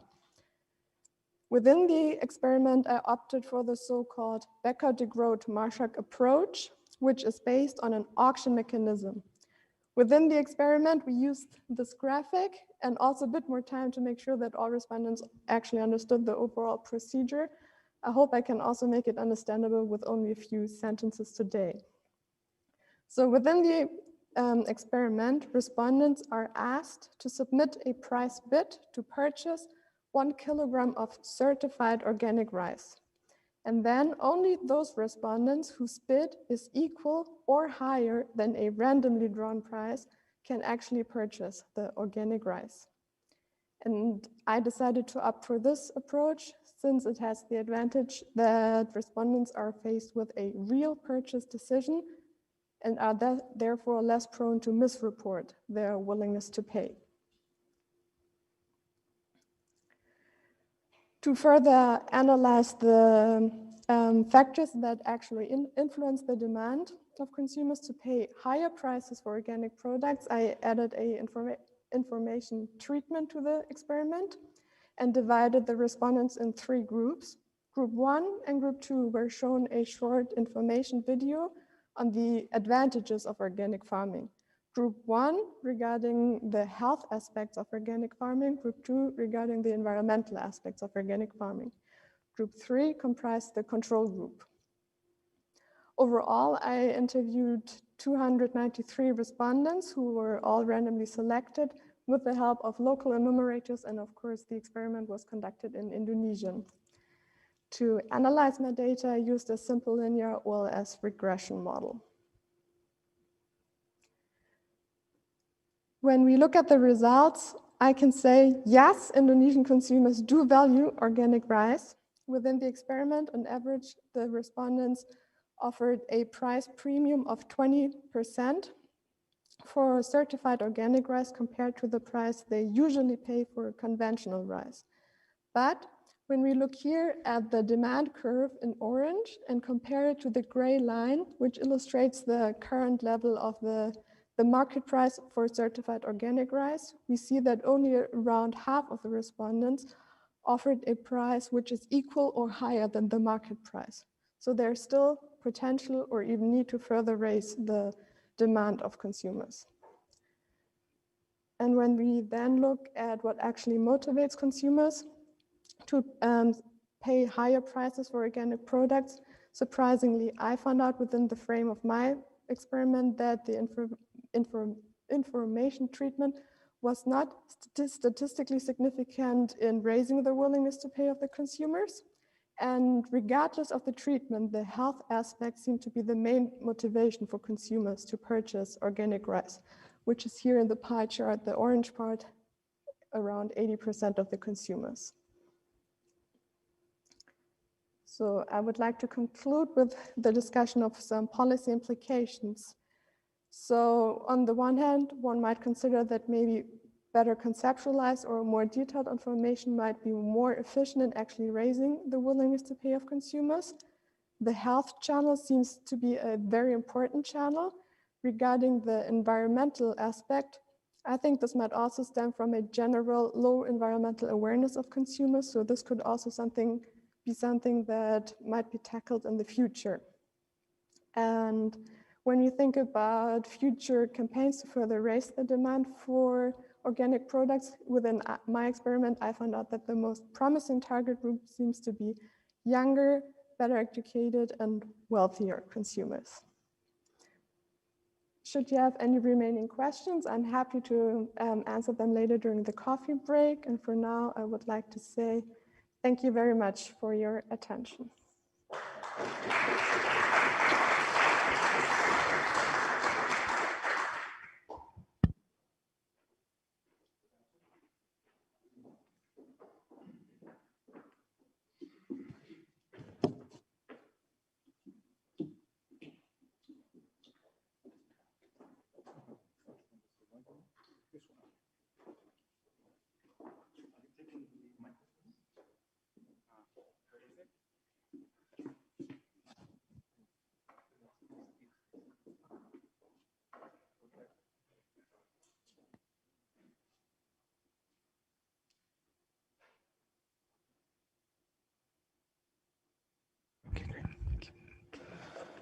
Can you hear me?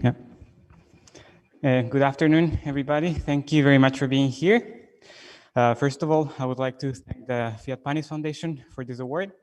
And also I would like to thank Professor Birner and Dr. Thomas Damm, who are also here, for the supervision on this work, which is my master's thesis called The Uberization of Agricultural Mechanization Services, which is based on a case study I conducted in Rajasthan in India. Some years ago, we came across this news in some newspapers that were covering how tractors, how the provision of mechanization services could be maybe improved by some digital tools. So for instance, the New York Times covered this, or some other newspapers as Business Today in India, and they call it somehow the Uberization or the Uber for agriculture. So that caught our interest, and we thought that could be a potential solution for some smallholder farmers, and we decided to analyze this topic. For this, we base our study on the experience of EM3 Agri-Services, which is an Indian company, an Indian startup, which was founded in 2014, and that holds operation in several states of India. And then in the case of Rajasthan, works under a franchise model, and which also receives a 40% subsidy for some of these franchisees for new machinery. We chose the state of Rajasthan in the northwestern part of India, since this was the main state where the company was operating at that time with 30 franchisees. And we used a multidisciplinary approach, mixing quantitative and qualitative methods with farmer survey, interviews, and net process mappings and focus groups. The idea of the business model is as follows. So the farmers can reach EM3, this company, through a mobile app, ideally, through a call center, or by filling a form. Then this request goes to the company headquarters, and then the headquarters also look for the closest franchisee that can, at the same time, go back to the farmer and provide the service. And for this, the company developed a digital platform. This digital platform, as you can see here, allows to see several information about the farmers, for instance, what kind of machinery they need, the price charged for the operation, the name of the farmer, the plot size, and so on. However, we realized that this app only allowed to connect the headquarters of the company with the franchisees. That means that farmers were not able at that time still to place the request themselves, which was actually a problem. We also realized that the company operates, of course, in competition with other providers, which are, for instance, the contractors, private contractors, some farmer groups, and informal sharing. And we try to compare how these providers also perform for different types of farmers. And we also realized that the company is mainly working with the larger farmers. You can see that, for instance, 17% of the clients were the largest farmers, whereas just 5% were the marginal farmers, which was actually the core or the goal of the company, or to prove by our study. Also, we tried to assess the access to ICT, and we saw that in this area, most of the requests take place either by calling, like by telephone, or by informal talks. But there was no evidence of contacting by SMS messages or by an app. Also, we realized that the rate of using a smartphone was quite low among the marginal smallholder farmers, which reached around 23 or 27%. Well, it was, of course, a bit higher for larger farmers. So these 2 points were quite a limitation for the business model. The main conclusions we got from this study were threefold. So the first one is that indeed EM3 was successful in setting up a structure for provision, a more formal structure for service provision, since some features such as land measurement was very useful. Already farmers and also mechanization providers knew how big the plots were, for instance. They also were able to access funding or create business networks, but still, the potentials, we will say, they are still there to be proved because the digital platform was not still fully operating, and there was a subsidy in place. That means the whole business model was somehow disrupted by the subsidy. And in the end, we also think that Uberization seemed to offer some benefits, but still doesn't offer some solution for some key challenges, which are of course, the farmers' digital gap, the lack of advanced machinery, and the lack of training among the operators. So those are the main findings of the research. Thank you very much for your attention.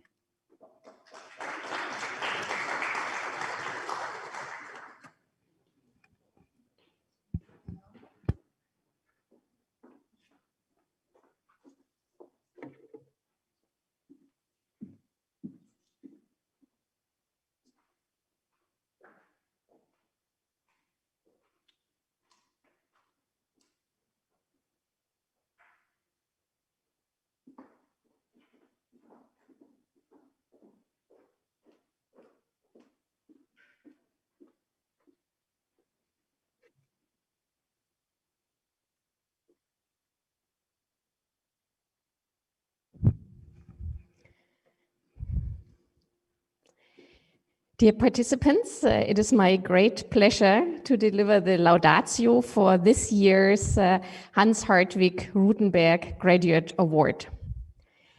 I would like to thank the members of the jury. Besides myself, this is Professor Ulrike Grote from the Institute of Environmental Economics and World Trade at the Leibniz University in Hanover, and Professor Dr. Jochen Reif from the Department of Breeding Research of the Leibniz Institute of Plant Genetics and Crop Plant Research in Gatersleben. I would like to mention that we follow a strict conflict of interest policy in this jury. So whenever one of the jury members is involved in any way in the supervision of a candidate, that jury member will not participate in any discussion or decision-making on that candidate. This year, we received 8 applications, and the level of the submissions was really very high. 5 of the 8 applications made it to our shortlist, and we really had a hard time to select the 3 winners. However, I would like to mention, even though more applications are more work for the jury, I would really like to encourage all master students who hopefully participate here through the video conference. Please, if you have an excellent master thesis, submit your application to this award. It's a very important award, and we would certainly be happy to have an even wider selection of applications. And also for the colleagues, for the professors, please encourage your excellent master students to submit applications to this award. We had a good mix in several respects. Out of these 8 applications, 3 were from male and 5 were from female graduates. We also had different nationalities among the applicants, which is also something that we value very much. We also had a mix of disciplines. We had economics, nutrition, crop sciences. And we would also encourage, we always have a bit of a bias in these disciplines. We explicitly would also encourage in the future to have also submissions from livestock or agricultural engineering and related fields. We received the following documents about these applications: the thesis, a separate summary of the thesis, an application letter, the curriculum vitae, a transcript of the candidate, and a recommendation letter, usually from the supervisor. And then as a jury, we thoroughly examine these documents and we apply the following criteria. First, we look at scientific excellence, and we are not just looking relative to each other, but first, our first round of selection is really what is the absolute level of scientific evidence and excellence, and this is how we had the 5 of the 8 in our shortlist.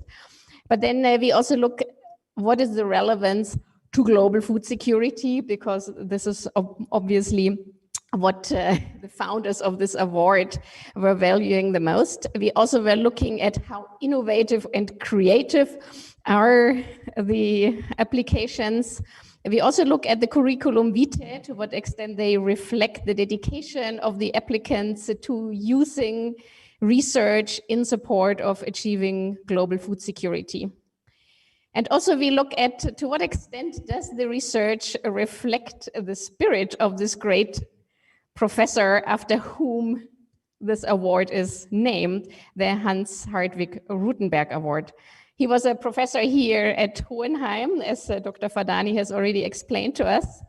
He published this famous book, Farming Systems in the Tropics, and he prefaced it with a quote from ethnologist Clifford Geertz that says, "Seek complexity and order it."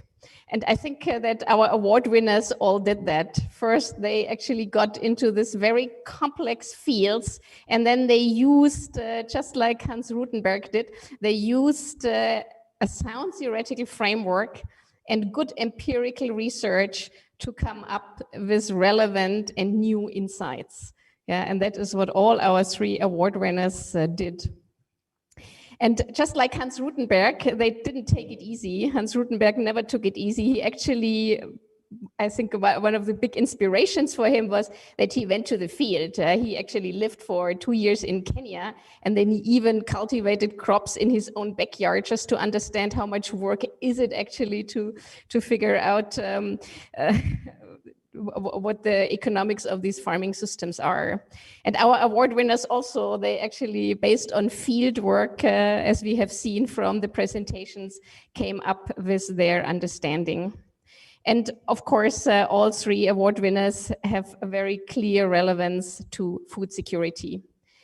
And another important aspect, we believe, especially also in this year's applications and in case of our 3 award winners, they look at developments that are very important if we think about the future and future challenges. One is, which couldn't be presented here, was looking at the issue of labor migration and remittances. So that is a very important trend. And as we have seen, organic agriculture, that is a very important field looking forward, and also digitalization. So also looking forward, we have 3 excellent awards. Let me appreciate each of the award winners individually now. The first one, unfortunately, we could not hear. It is Sina Bierkamp from the Leibniz University of Hanover. Her supervisor is Professor Ulrike Grote, and as mentioned, she was not involved in the decision to select Sina Bierkamp. Sina Bierkamp's title is Assessing the Role of Natural Resource Extraction and its Determinants for Rural Households in Southeast Asia. The jury found that Sina Bierkamp conducted an excellent analysis of the relation between natural resource extraction by rural households in Vietnam and the remittances that these households receive. Migration and remittances play a very important role globally, and there is also quite a significant body of research on that issue. But the jury found that Sina Bierkamp identified an important knowledge gap, and this is the link between the remittances and the extraction of natural resources, so environmental effects and household food security.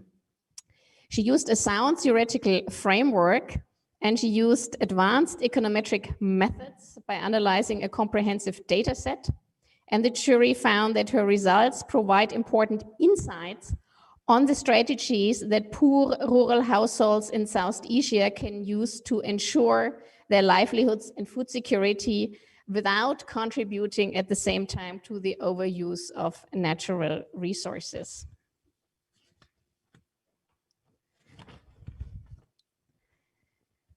Our second award winner this year, we have actually listened to your presentation, Franziska Steinhübel. She has studied at the University of Passau, and her supervisor was Professor Dr. Michael Grimm.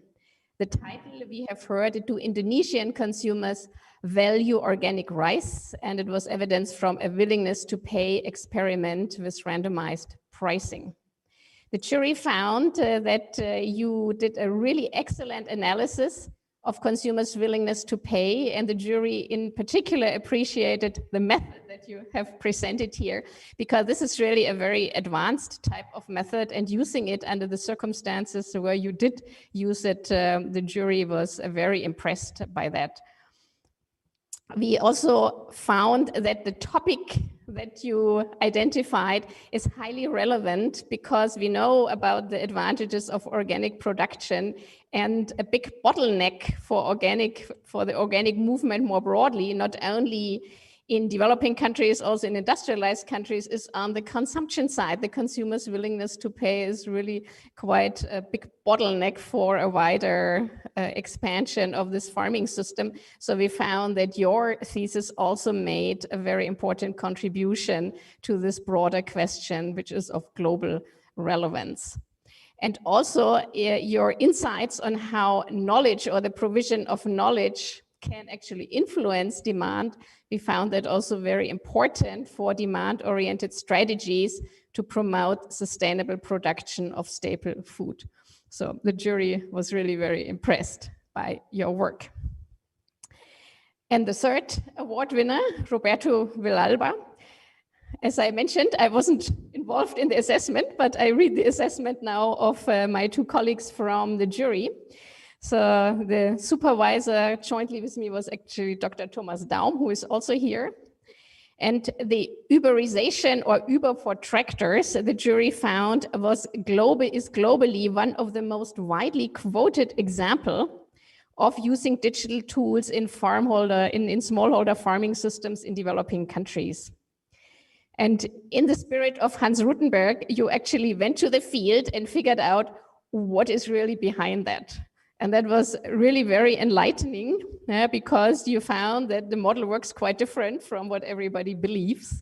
So a very important insight. And the jury was particularly impressed by your combination of qualitative and quantitative research methods, and by the fact that also in the spirit of Hans Rutenberg, you used a sound theoretical framework to come up with your results. Also, the link to food security, the jury points out that smallholders often have very limited access to mechanization, and using digital tools to improve access to mechanization and therefore to improvements in labor productivity and income will also contribute to food security, especially in the case where you analyzed it in India. But also the findings are highly relevant for other developing countries where digital tools are currently discussed. So on behalf of the jury, I would like to congratulate all three prize winners for this year's Hans Hartwig Rutenberg Graduate Award. Thank you.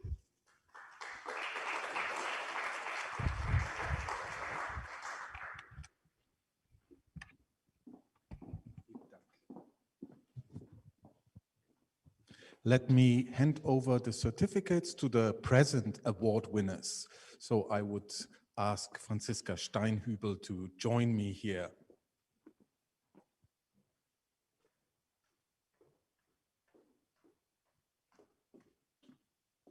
The Foundation Fiat Panis Ulm, Germany honors Franziska Steinhübel with its Hans Hartwig Rutenberg Graduate Award 2020.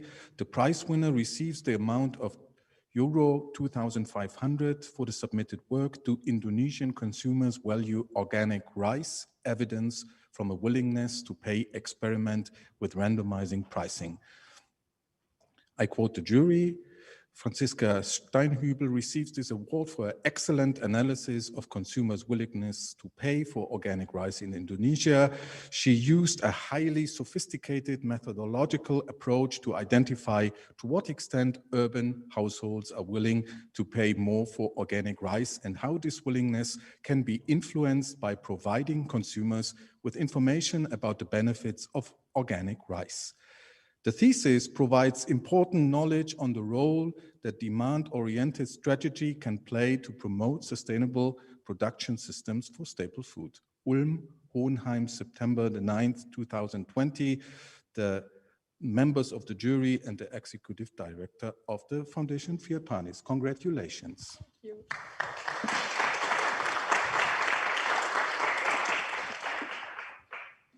This one also belongs to it, and the flower. I think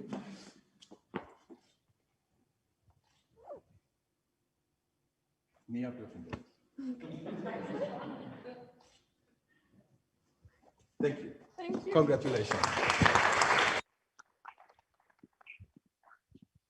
Roberto, please join me. The Foundation Fiat Panis honors Roberto Villalba with its Hans-Hartwig Gutenberg Graduate Award. The prize winner receives the amount of euro 2,500 for his submitted work, The Uberization of Agriculture Mechanization Services, the case of EM3 Agri-Services in Rajasthan, India.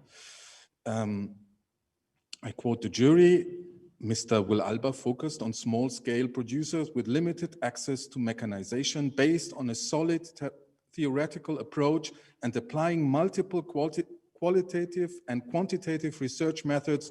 He shows with his excellent analysis that access to digital services enable farmers to increase labor productivity, income, and food security in India. Congratulations.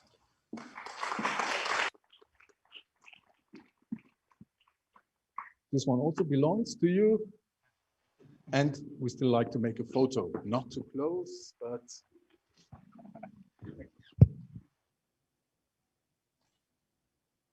Thank you very much. Thank you.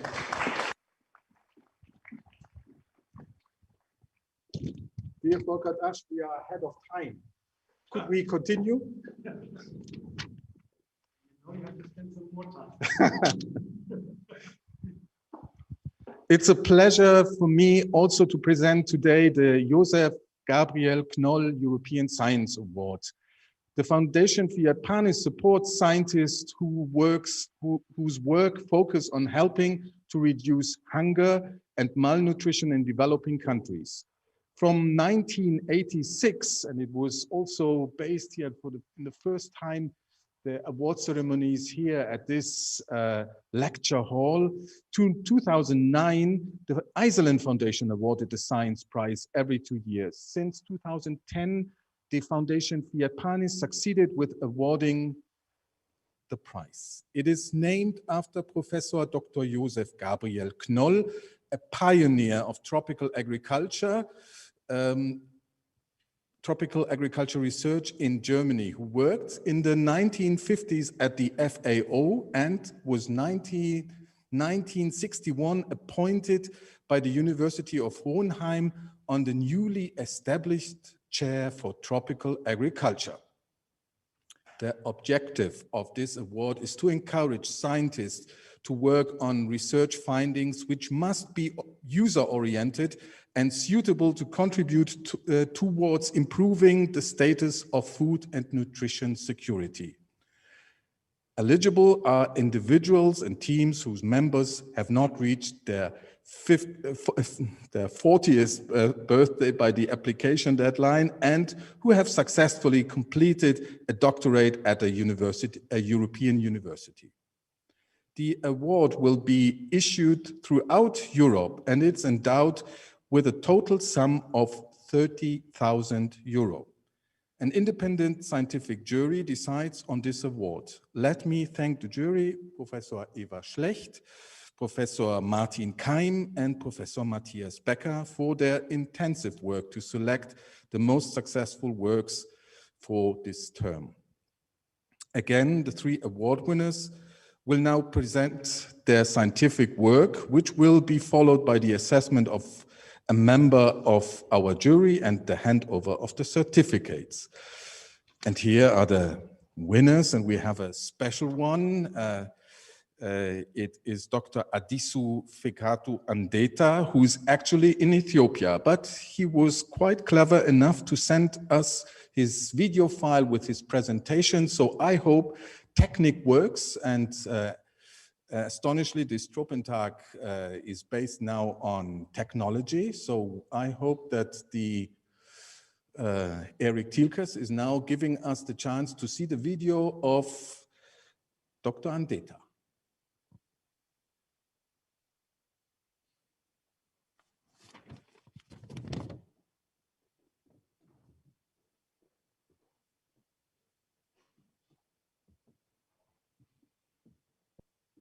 Hello, this is Adisu Fekadu, and I'm happy to present parts of my PhD research work entitled Optimization of Insect Fermentation physicochemical and microbial dynamics and development of starter cultures. Here is the presentation outline. Following a short introduction, I will discuss two of the major objectives from my PhD research work. And finally, I will discuss the major conclusions from the research work. As we come to the introduction part, insect or insect ventricosum is a multi-purpose food crop which is mainly grown in Ethiopia, and the plant is considered as a drought-tolerant food crop, and it serves as a staple food for more than 50 million Ethiopian people. And kocho is the main food product which is obtained from insect plants. So processing of insect for food, how it gets processed? The plant doesn't have edible fruits. As a result, the pseudostem and the core parts of the plant, both of them are processed traditionally using basic tools and squeezed and mixed and allowed to ferment for a minimum of 2 months. Then after completing the fermentation, then bread is baked from the fermented product, and kocho bread will be consumed with meat or cheese or milk or any other protein-rich food sources. So the focus of this PhD research work is on the fermentation process because we have a lot of challenges associated with the traditional insect fermentation aspect. So why we need to optimize the fermentation process? We identified two major challenges with respect to insect fermentation. The first one is challenges with the fermentation itself, and the second is challenges related to the fermentation system. For the first case, we don't have well-defined starter culture to enhance insect fermentation. As a result, we have a longer fermentation time and variable sensory quality. And we have also high loss. 24 to 45% of the processed insect is lost due to poor fermentation. That's because we have a blackening of the product. That's mainly due to oxidation or mold growth. It mainly causes food wastage. The second major challenge is the fermentation system. The traditional fermentation systems, which are pits and erosa, they are the predominantly used fermentation systems in insect growing regions in Ethiopia. They are not completely anaerobic. Insects can easily access them, and there is also waterlogging problem, and seeing contamination with soil is also another challenge. So to solve these problems, we designed two different experiments. The first experiment was examination of the effects of fermentation systems on physicochemical and microbial dynamics. So in order to achieve this problem, we took the predominantly used fermentation systems, which is erosa and peat, and for the first time, we introduced sauerkraut jars to ferment insects. Therefore, we processed insect plant and we kept it in the three systems, and we monitored physicochemical and microbial dynamics for 3 months. So what we obtained is that for the pH value, we observed a steady pH reduction for the jar fermentation system. However, there is unusual pH increase for the peat and erosa fermentation system, which is the result of undesirable or poor fermentation during the entire fermentation period. For the microbial count, we considered 6 microbial groups. However, I will only show you one of them, which is Clostridium spore count. So we have the log CFU per gram, and we have the sampling days, and we observed lower Clostridium spore counts for the jar fermentation systems. However, we have higher Clostridium spore count on the peat and erosa fermentation systems as compared with the jar fermentation system. As you know, Clostridium species contain food pathogenic and spoilage microorganisms. Therefore, their presence is undesirable in the fermentation.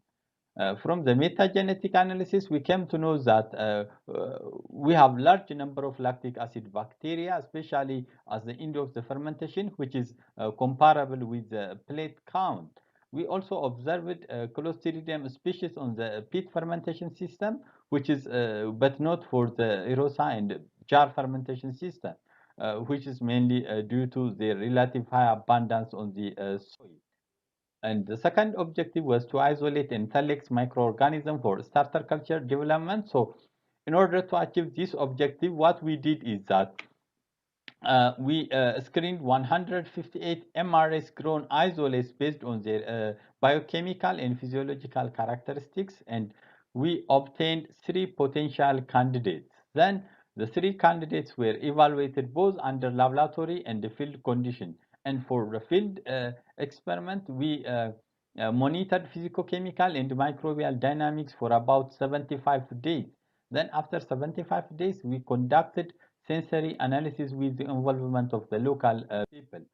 So what we obtained is that out of the 3 isolates, 2 of them were Lactobacillus plantarum, and the third one is Lyconostoc mesenteroides. So we processed insect and inoculated with the 3 isolates. So what we observed is that we have a fast pH reduction and colonization of insect mass for the inoculated insect sample. However, we also observed lower Clostridium spore count for the inoculated insect mass than that of the uninoculated. The sensory analysis also showed that Kocho, which is inoculated with the 3 isolates, are much preferred by the local people than that of the uninoculated mass. As you know, as you can see it in the slide, Kocho, which is black in color, is not preferred by the local people, so which is not inoculated. But the inoculated one is much preferred by the local people. So the general conclusion is that insect, for the first time we came to know that insect can be fermented in a sauerkraut jar. Sauerkraut jar are really, they reduce the risks of unwanted microorganisms. It also saves 24 to 45% of the processed insect. As you know, while we are fermenting insect in a sauerkraut jar, we don't have blackening of the product, so we will save more fermented insect. The 3 isolates are also suitable to be used as a starter culture. It also ensures fast and safe fermentation. It also improves the sensory character. I would like to thank this institution for their support during my PhD study. Thank you for your attention.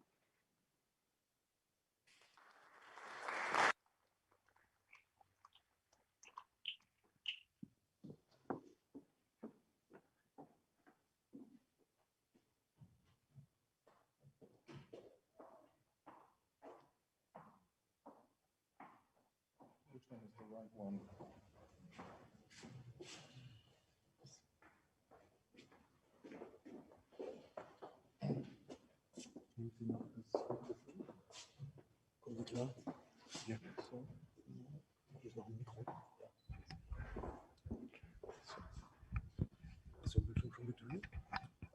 Ja.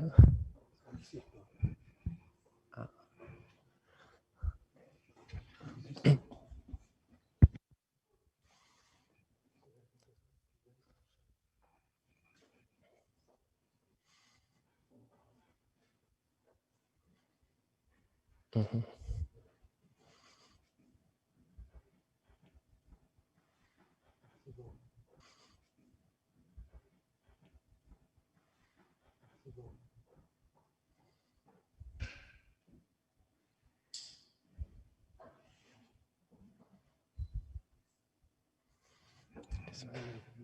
This one.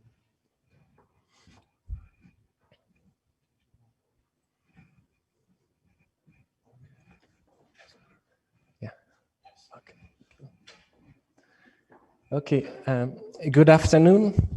First of all, I'm really feeling deeply honored to be awarded with this prize today.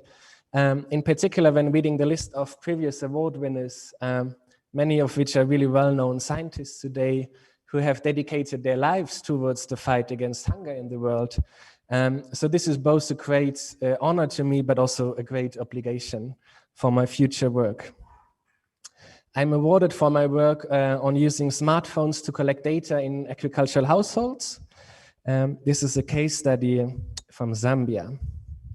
Now, I think we can all agree on the importance of good data from households. This is really key to reduce hunger and poverty in the world. As scientists, we need good data for our research. Policymakers need good data to prioritize and design policy instruments. We need good data to target the right people who are suffering, for example, from hunger and malnutrition. And we need good data to monitor progress.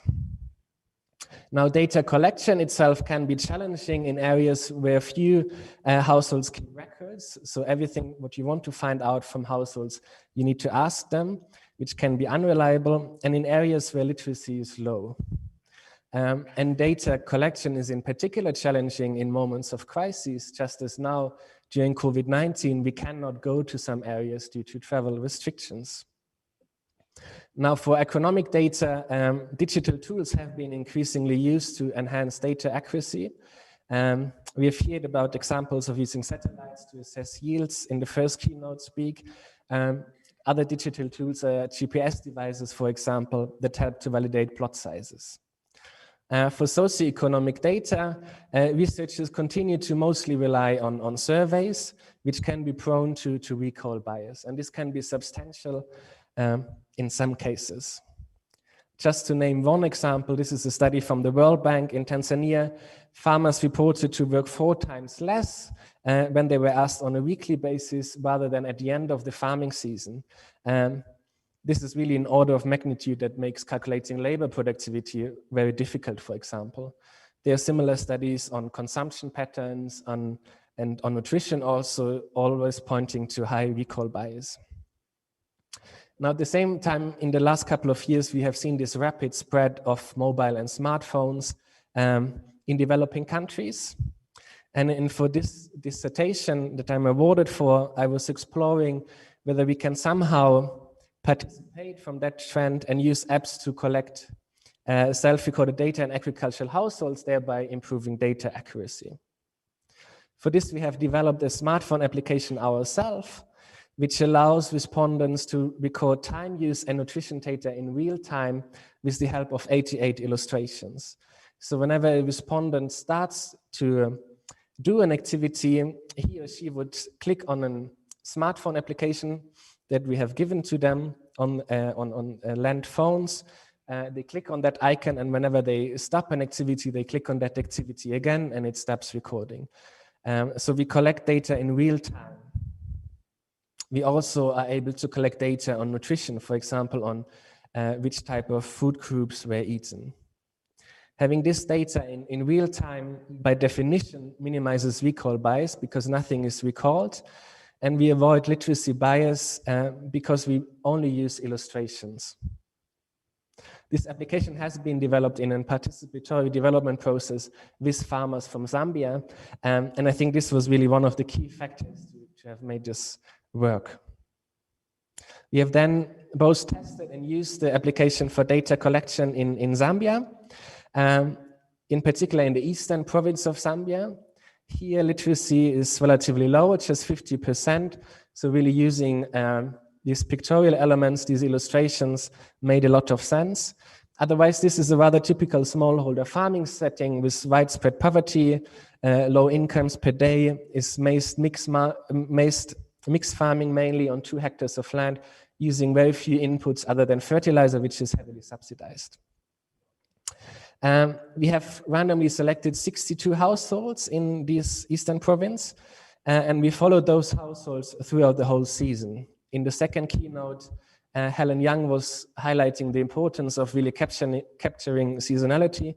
So we collected data for 3 days at 5 points of time throughout the whole season. And we collected data from different family members, the head, the spouse, and either son or daughter.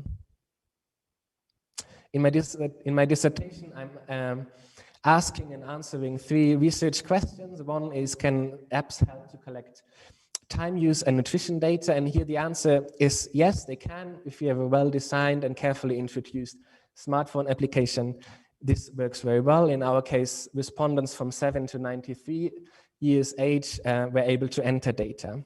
I'm not going into detail more, but this has been published, so you can read more on this yourself. This is open access. The second paper out of the dissertation has also been published, so I'm not going into detail either.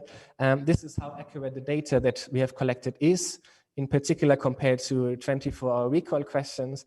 And we find high levels of accuracy, both when looking at random cross-checks and when comparing it with this recall data. The third paper, which is about to be published, looks then at how time use, for example, differs with agricultural mechanization. I'm not going into detail either here just because of time, but I want to give you a bit of a flavor of the type of data that we have collected. As I said, we followed 62 households throughout the farming seasons. Of those, 20 were mainly using hand tools for cultivation, 20 were using animal traction, and then 22 were using tractors for land preparation. And now they are also differing by wells and so on.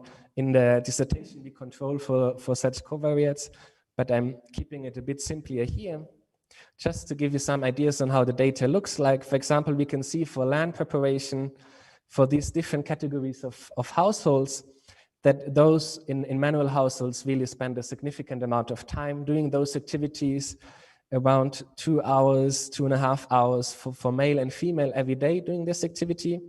And this really declines then when we move towards more mechanized households. And it's in particular women who are benefiting from this. Also men, but to a lesser extent. We have collected data on a lot of different activities, for example, also on domestic chores and care activities, which are activities like these, like caring of a child or washing or cooking. Here we see a different pattern. Here we see really this huge amount of time that women spend doing these activities. 5-6 hours every day. Men spend very little amount of time doing those activities. Perhaps surprisingly, both boys and girls do also spend a considerable amount on these activities. As I said, we also collect data on nutrition and using these food groups, 12 food groups. So here we see, for example, that those who are using tractors, partly because they are simply more wealthy, have a better dietary diversity. This is just to give an idea on the type of data that we collect. We collect that throughout the season, so there are a lot of interesting patterns one can see. We can also translate the time use data in how much energy, for example, respondents actually need, which is another important element of our fight against hunger. To have a bit of an outlook, we find a really large and mostly untapped potential to use apps to collect self-recorded data in agricultural households. For example, this type of real-time monitoring that one can use can be used to track development interventions, what is their impact on time use, but also nutrition. One could also add different types of questions. And this can also be used to see how households respond to shocks, how resilient are they.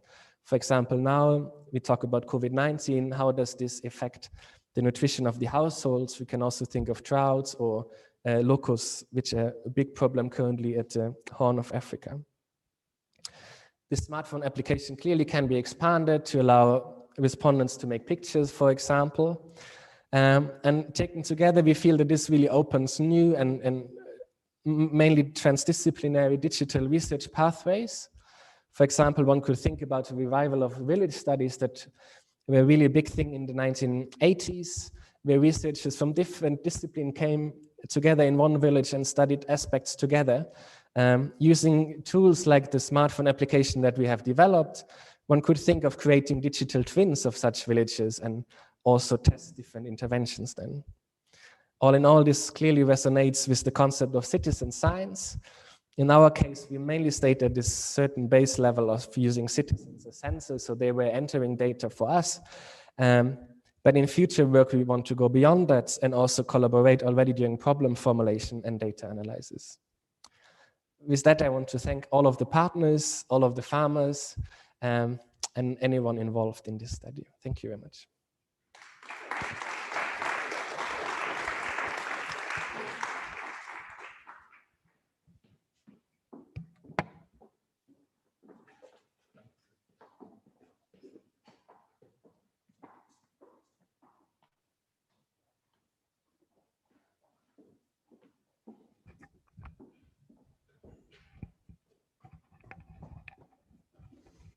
Okay, thank you.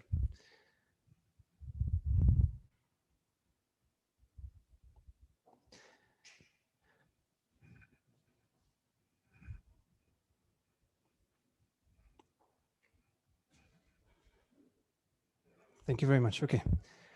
Yes, I would also like to start with my thanks to the Fiat Panis Foundation for receiving this prize, which is a big honor and it's a big push for my young career as a postdoc at the University of Hohenheim. I did my PhD at Humboldt University, and I can only agree with you, Thomas, that the list of previous award recipients is very impressive and is actually, yeah, it's a push, I would say.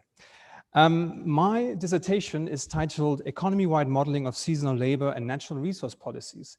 It consisted of 4 studies. 3 of them were focused on empirical research questions using economy-wide models. And another one was focusing on the relevance of seasonal labor markets for economy-wide models, which was answering a methodological research question.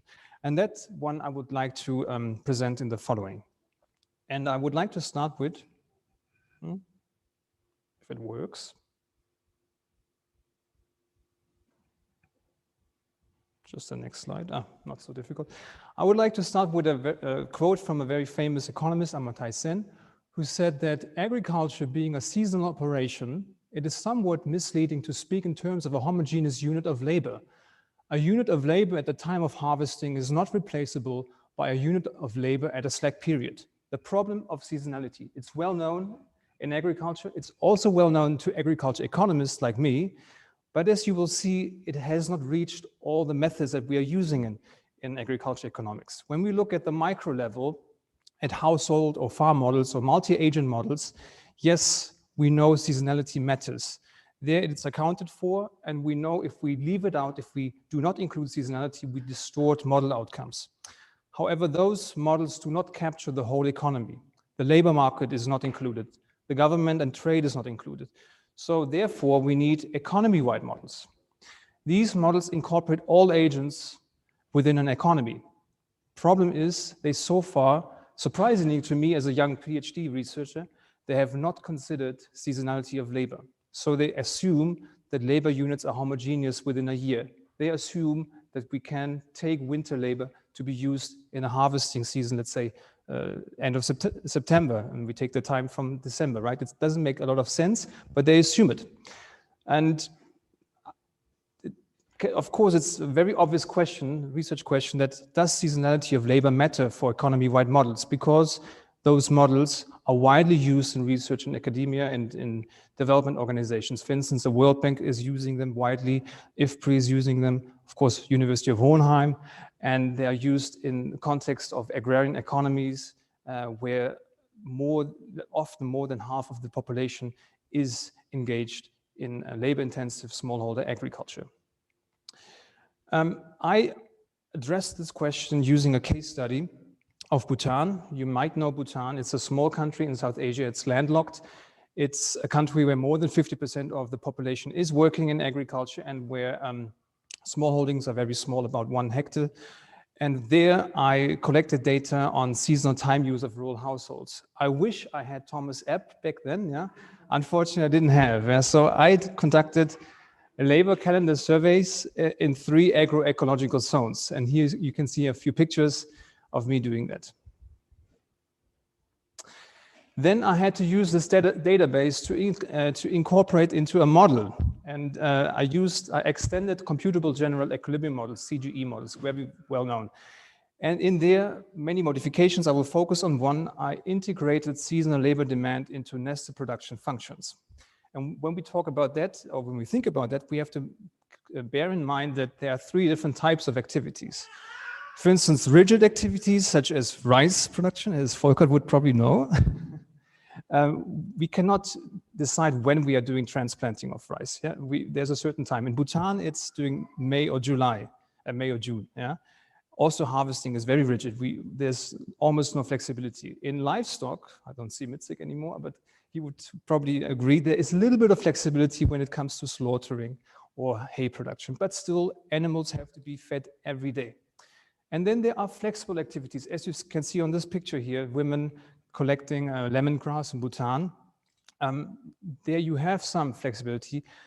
Forestry activities are done in winter. Textile weaving is something If you think about Germany in the Black Forest, people used crafted wood to produce those famous clocks that was done in wintertime. I then used this model and I compared the seasonal model to the traditional, I would call annual model. And I used both model types to simulate a scenario in which we would face, in which Bhutan would face an export ban by India. That would mean Bhutan cannot import any cereals anymore from India. And that is quite significant because Bhutan relies on more than 90% of its imports from India. So that would stimulate, or that would increase the cereal import price in Bhutan by 36%. That is a simple markup through higher transportation costs and higher trade margins. When we do this in a model that does not include seasonality, we only get one wage response. Wage response we see because farmers would now produce more cereals inside of Bhutan in order to cope with the shock. And then we would see, okay, rural labor wages go up by 2.8% throughout the year flat. That would be the, let's say, the normal model. If we then do it with the seasonal model that I have developed, we of course see that there is a pattern. We would see wage spikes in, for instance, June when rice paddy is transplanted, or in November when it's harvested. That is when the labor demand is going up. And that is when cereals have their, when usually we have labor peaks and shortage of labor because of cereal production.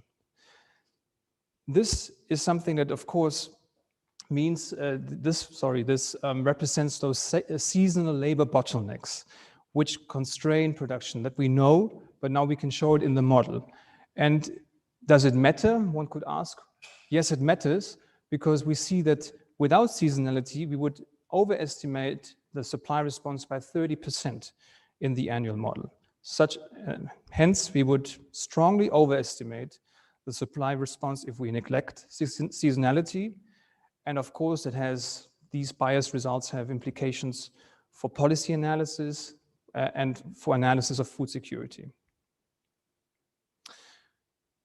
I'm already at the end. I'm wrapping up. I was told I have 8 minutes, but then today it seems like we have a little bit more of time. So I will spend a little bit of what can we do with this research. I presented the methodological research, and I showed you the key message is that neglecting seasonality of labor results in a systematic bias of economy-wide model results in labor-intensive smallholder agriculture systems, which are, of course, very prevalent in the tropics.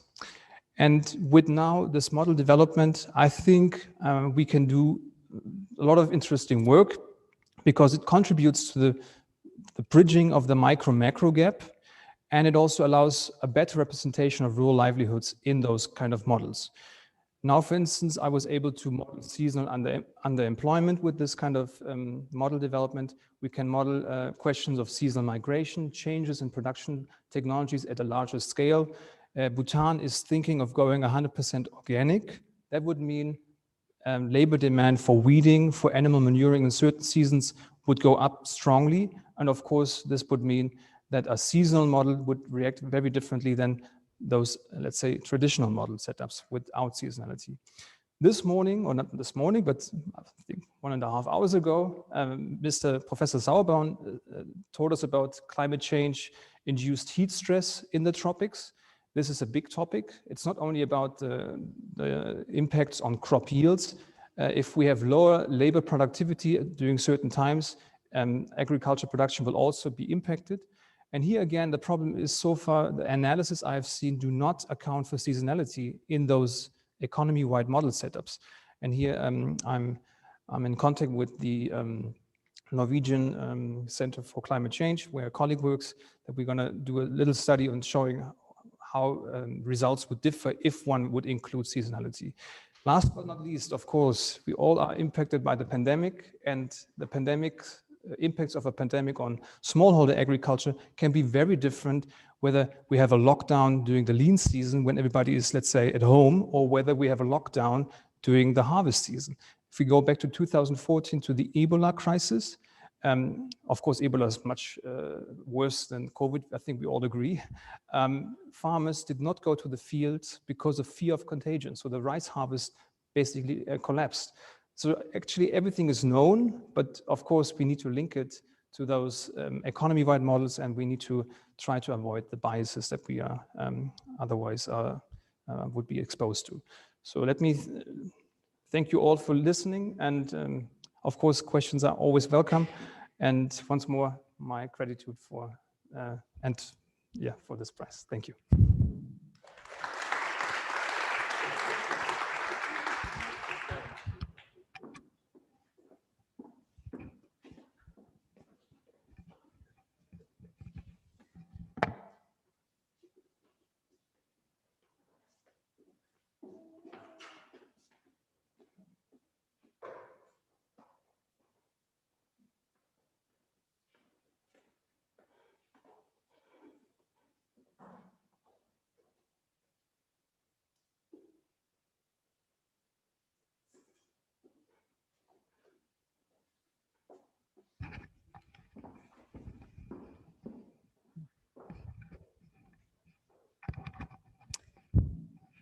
Yes, ladies and gentlemen, on behalf of the jury, I want to congratulate this year's Joseph Knoll European Science Award winners, whom we have just seen and heard. And this year's awards winners were selected out of a total of 6 eligible applications. And I want to join my colleague Regina Birner in inviting all scientists, in our case, the PhD scientists who have successfully completed a thesis dealing with food security and nutrition, to submit their application to the 2022 award, because even though it's a bit of work, we like to read more than just theses. So 10, 15, we can really deal with. We are 3 people on this committee. So my colleagues, Professor Matthias Becker from the Chair of Plant Nutrition in Bonn, Professor Martin Keim from the Chair of International Food Economics and Rural Development in Göttingen, and myself, Eva Schlecht, chairing the group of animal husbandry in the tropics and subtropics at Kassel and Göttingen universities. Coming now to the criteria that led us to choose these 3 theses, they are basically the same that you have already encountered when Professor Birner was presenting the Rutenberg laureates. So I don't want to repeat them.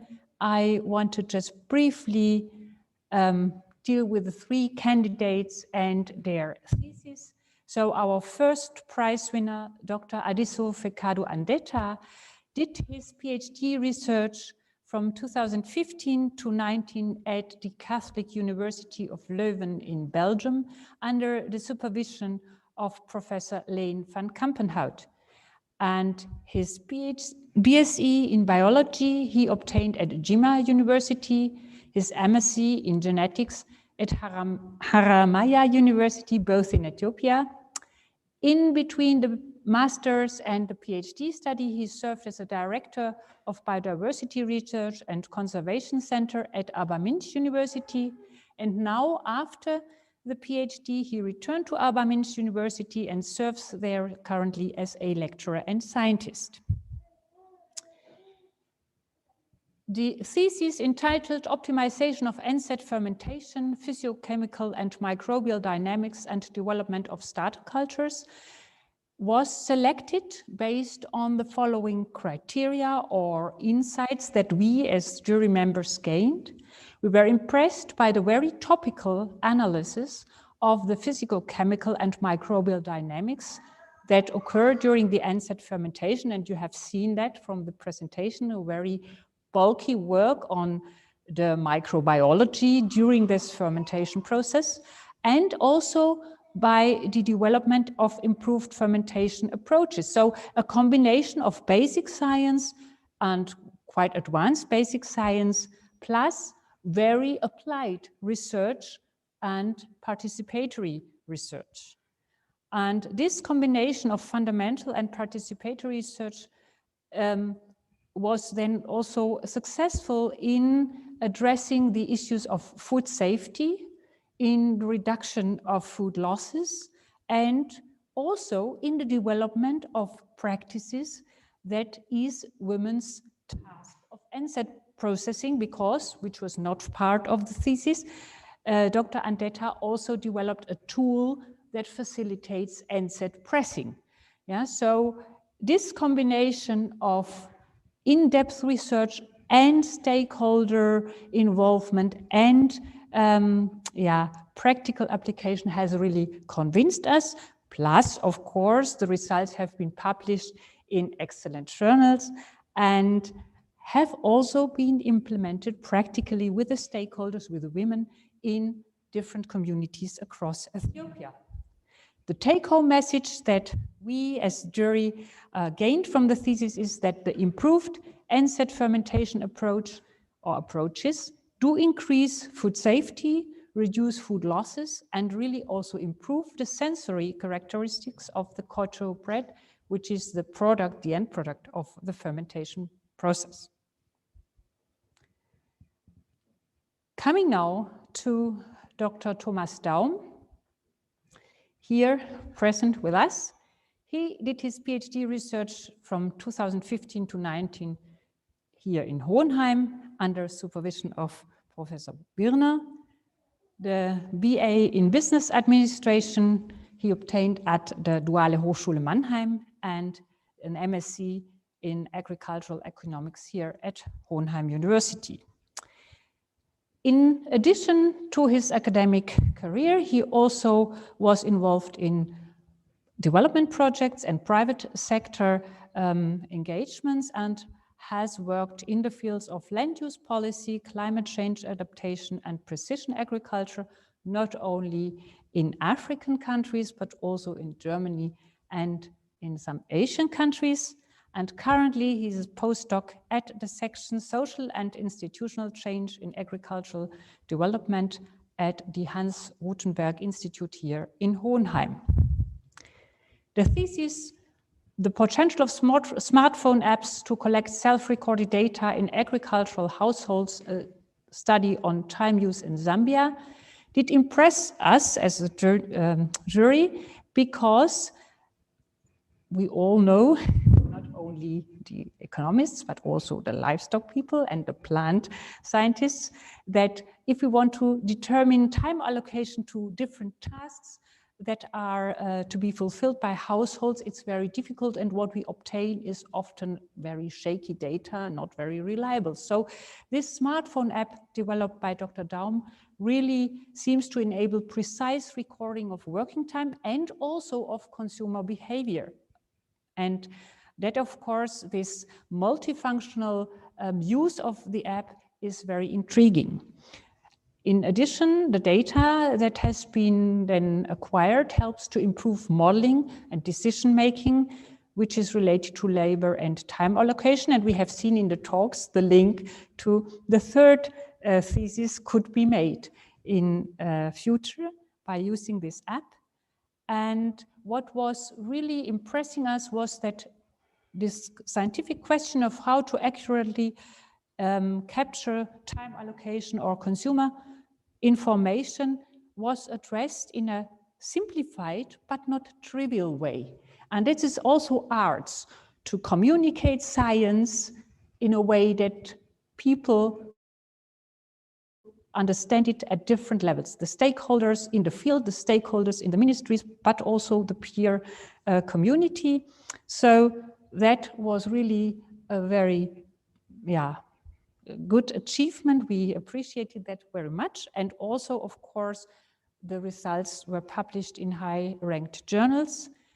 We saw that Dr. Daum is strongly committed to transdisciplinary research with a scientific as well as practical impact and implication, and this was convincing us.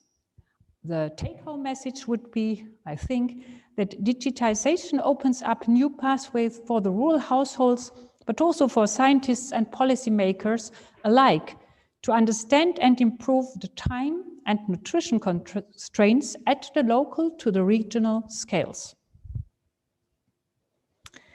The third prize winner, Dr. Arndt Feuerbacher, has completed his PhD research at Humboldt University, where he was dealing with his research from 2014 to 19 under the supervision of Professor Harald Grete.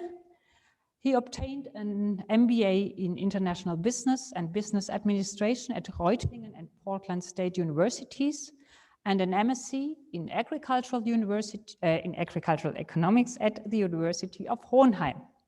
He has already done several World Bank consultancies for economic analysis and environmental degradation studies across Asia, so beyond Bhutan also, and in South America, and currently is postdoc at the Institute of Agricultural Policies and Markets at Hohenheim University. The thesis entitled Economy-Wide Modeling of Seasonal Labor and Natural Resource Policies was also highly appreciated by the jury. We did not do a ranking, by the way, we just sort of appreciated all three theses in a similar way, but we saw the differences. So here we were impressed by the very detailed and excellent approach methodologically as well as empirically to model this labor seasonality, which is really tricky. And in addition to the labor seasonality, also questions of trade and environmental policies were addressed in your thesis. The applicability of this model beyond the agricultural sector and also beyond the Bhutan case study was, of course, convincing us. We see the need of dealing with seasonality of labor. And 3 of the papers that emerged from the thesis were published in very high quality journals. What also impressed the jury was that you were not part of a well-funded research project, but you had to acquire the funds for your fieldwork and for your stakeholder dialogues and so on from various donors, and you were very successful in it. So it was a self-funded research work that was really impressive as well. And your achievements show really the result of a very independent planning and implementation of your research questions and a very strong social commitment as well.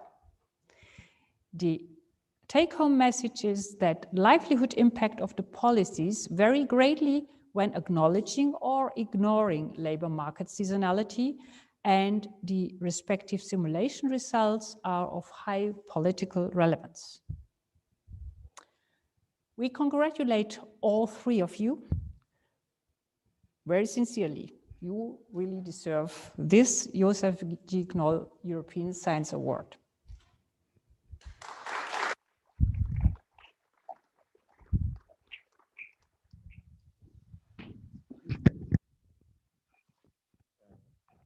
I know that Dr. Andetta is following us from Ethiopia, so congratulations, Dr. Andetta. Your certificate is signed and you will receive it. Ethiopia is quite a bit difficult to reach actually, but you will get it. Thomas.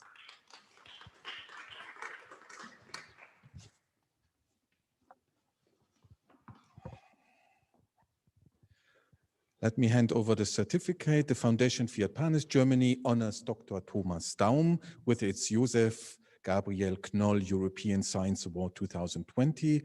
The prize winner receives the amount of euro 10,000 for the submitted work, the potential of smartphone apps to collect self-recorded data in agriculture households, a study on time use in Zambia.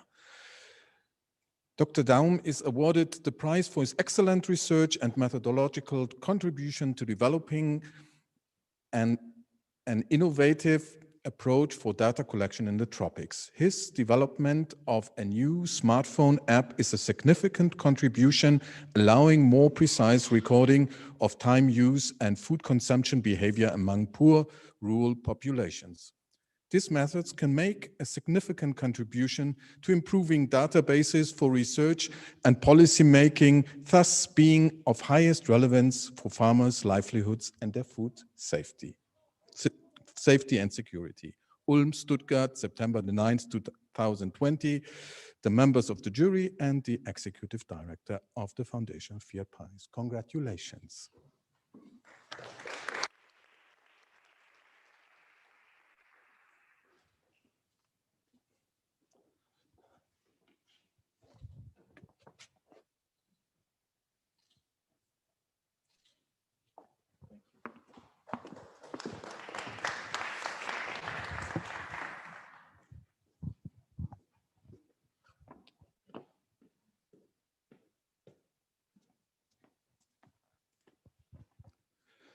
The Foundation Fiat Panis Germany honors Dr. Arndt Feuerbacher with its Josef Gabriel Knoll European Science Award. The prize winner receives the amount of €10,000 for his submitted work, Economy-Wide Modeling of Seasonal Labor and Natural Resource Policies. Dr. Feuerbacher is awarded the prize for his methodological and empirically excellent research work on economic-wide modeling, especially integrating seasonality. His research links labor market and natural policies. Exciting and innovative combination with high policy relevance in Bhutan and beyond. The modeling of various policy scenarios is of high practical relevance for millions of poor people living in the tropics. His social commitment during the research work is also highly recognized. Ulm, Stuttgart, September 9th, 2020, the members of the jury and the executive director. Congratulations, Dr. Feuerbacher.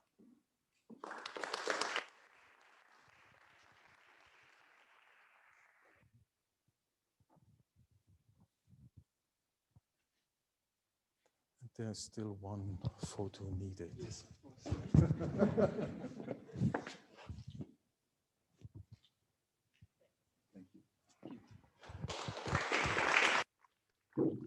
Again, thank you very much to the Tropentag that we were able in the normal way to present our award winners. I think this is a big achievement for the Tropentag that we were able to do this today. Thank you very much, Dr. Volker Dahl. Yeah, thank you, Andrea Fardani, for this very nice session, and again for an excellent choice of candidates. Congratulations to the jury as well. That was very interesting, and congratulations to my colleagues here from Hohenheim. That is also makes me proud to be in Hohenheim again. We're producing very nice offspring, and I think that's worth it. Yeah. So unfortunately, we don't get this tosender Applaus here. Unfortunately, but no, 66 people at least. Huh? So there's one thing I would like to do before we close the session, and I still have 4 minutes to do so, thanks to a very swift session of the Fiat Panis Foundation here. I would like to point out that even a digital Tropentag doesn't come for free. Yeah? You may have paid 20 euros of conference fee, and fortunately we have about 700 participants, but it's an easy calculation that with this little amount of money, you cannot run a show like this. And so we have a couple of very dear and also very true sponsors I would like to mention here. First of all, the GIZ and BEAF via the BMZ, they are financing us with 15,000 euros, and this already for many, many years. And I think this is a very good contribution.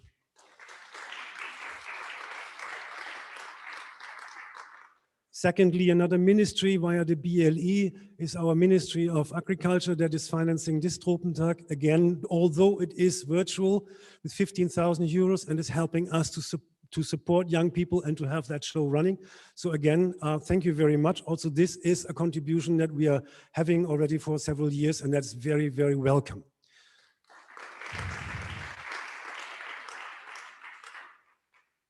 Among the bigger donors is also the Fiat Panis Foundation with 4,000 euros for this Tropentag, which helps us to also establish this kind of session here and actually have a presence and these kind of things. And so overall, a very big thanks to Fiat Panis Foundation, who has been a true sponsor of the Tropentag for many, many years as well. So I only mentioned these three. Yes, give them a hand.